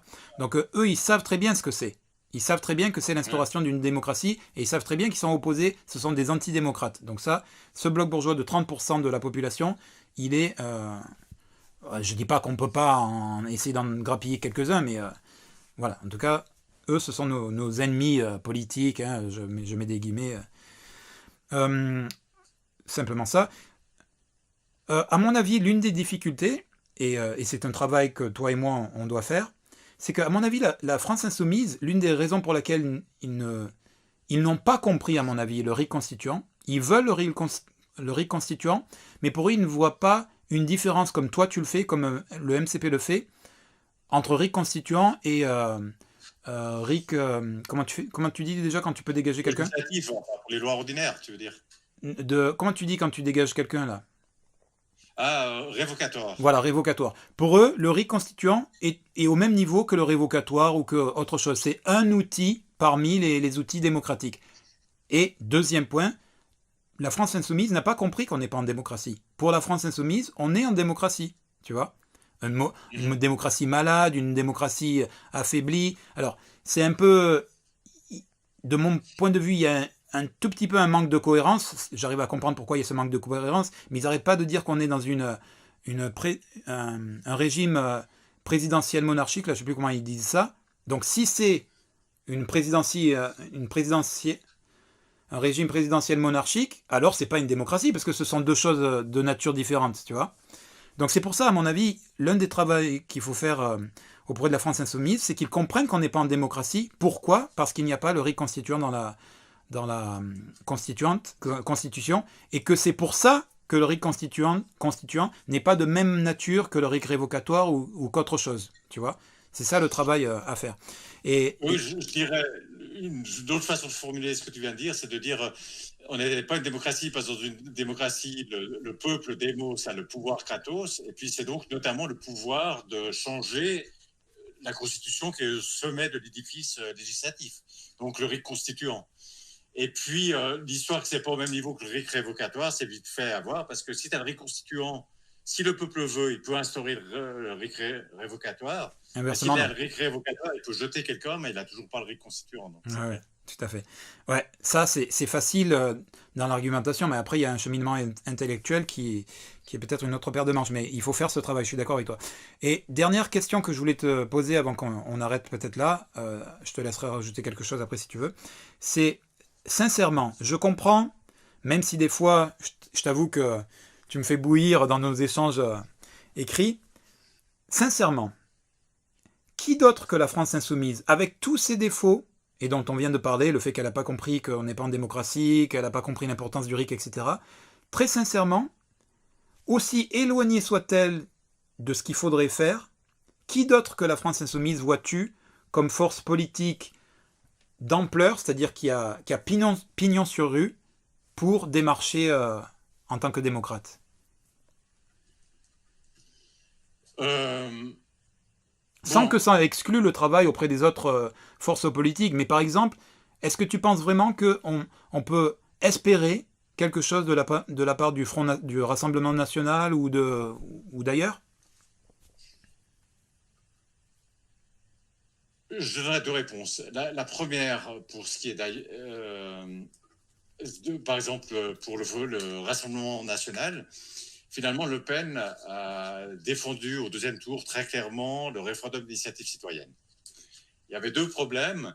C'est que c'était certes très clair, mais il n'y avait pas.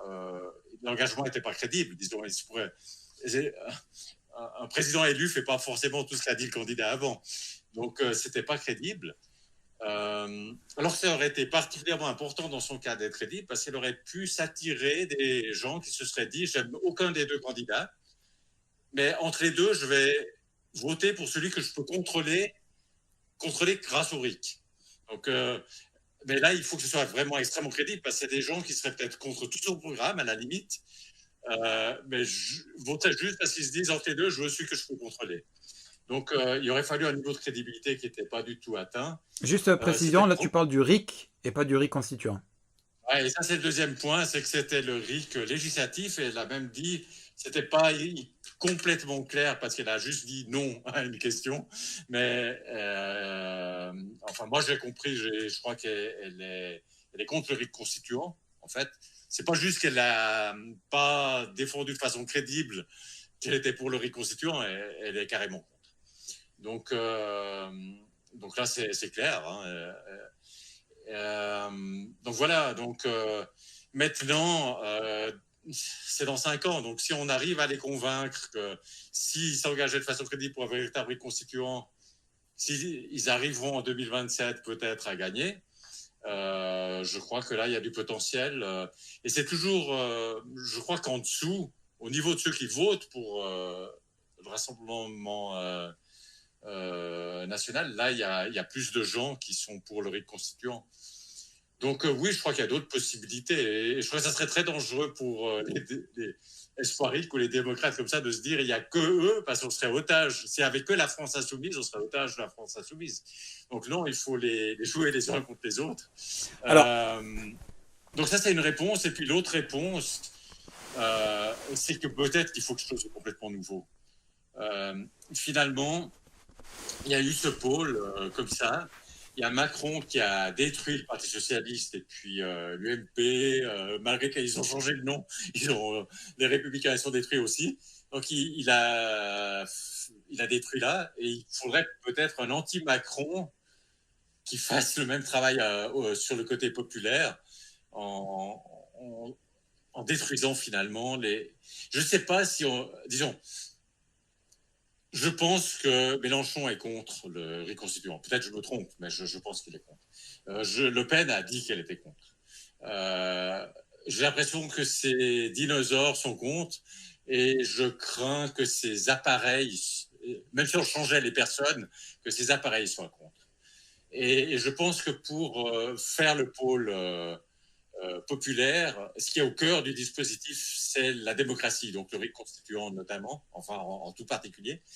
Parce que il y a dans le peuple, il y a des gens de gauche, il y a des gens de droite, il y a des gens qui sont ouverts à l'immigration, il y en a qui sont contre l'immigration, etc. Et il faut que le peuple puisse arbitrer. On peut essayer de réfléchir, d'être créatif, de faire sur l'immigration, de faire le meilleur compromis qui résout les problèmes que sentent les uns et les autres des différents bords. Mais si on n'arrive pas, à la fin, ça doit être le peuple qui doit trancher. Puis pour ça, il faut qu'il ait le RIC pour trancher. Et j'ai l'impression que moi, je n'ai plus tellement d'espoir, en fait, des deux côtés. Donc, je dirais il faut les deux. Il faut justement, je ne crois pas qu'ils veulent vraiment. Il faut les mettre en compétition, les deux, pour qu'ils le fassent à contre-cœur. D'accord. Mais peut-être que 5 ans, c'est loin. Peut-être dans 5 ans, il y aurait quelque chose de nouveau.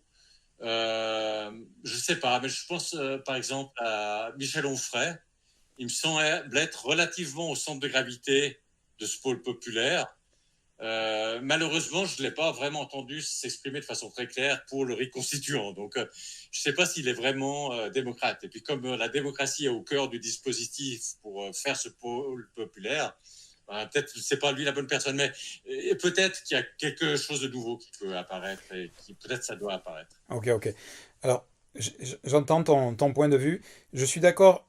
De mon point de vue, évidemment, et il est public, hein, je suis soutien de la France Insoumise, donc ça veut dire je suis pas soutien aveugle, j'adore Jean-Luc Mélenchon, c'est le meilleur, etc. Je réfléchis je compare les programmes, je les évalue, etc. Et à l'aune de ce qui me semble nécessaire sur tout un tas de points, dont la démocratie, c'est ce qui se rapproche le plus sans être parfait. Pour autant, je suis complètement d'accord avec ce que tu dis, de les mettre en concurrence. Même si je pense que la France insoumise est la force politique d'ampleur la plus susceptible d'entendre l'argument du reconstituant, euh, il ne faut surtout pas s'interdire, bien au contraire même, il faut aller voir les autres forces politiques, ne serait-ce que en ayant comme stratégie derrière de dire la France insoumise, vous êtes les plus avancés. Si demain le Rassemblement national, ou je sais pas quoi, une autre force politique, Macron, bon Macron serait que ça serait de la connerie, mais telle force politique propose le reconstituant et que vous ne proposez pas, c'est quoi ce bordel, quoi, tu vois? Donc, donc il faut aller faire du lobby où que ce soit, sans étiquette, etc., en demandant le RIC constituant. Je suis d'accord avec toi et j'oublie encore ce que je voulais dire. Ah oui, alors, Onfray, non, moi je pense que c'est pas un démocrate. J'ai un peu de mal avec. J'ai toujours eu du mal avec lui, même avant qu'il devienne un peu polémique, etc. Euh, Parce que des fois, il est trop. C'est pas que la radicalité c'est une mauvaise chose, mais radical dans le mauvais. Enfin, tu vois, il dit un truc tranchant qui est exagéré de mon point de vue, même si des fois je peux être d'accord, mais je trouve qu'il va trop loin. Et d'autres fois, je suis pas d'accord et je trouve qu'il va trop loin.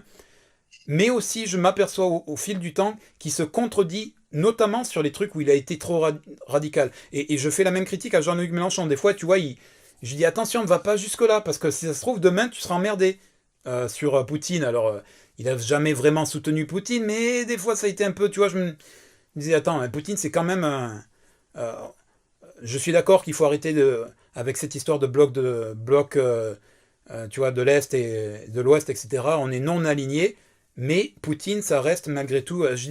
Je sais très bien qu'il n'a pas été soutien, hein, mais des fois ça a été un peu compliqué. Il aurait fallu s'arrêter un peu plus tôt, etc. Bref, donc je vois pas en Onfray quelqu'un de démocrate, surtout parce qu'il me semble, et je l'écoute pas, je l'écoute de moins en moins, mais il me semble quand même certains de ses discours, je me suis dit ok lui non quoi.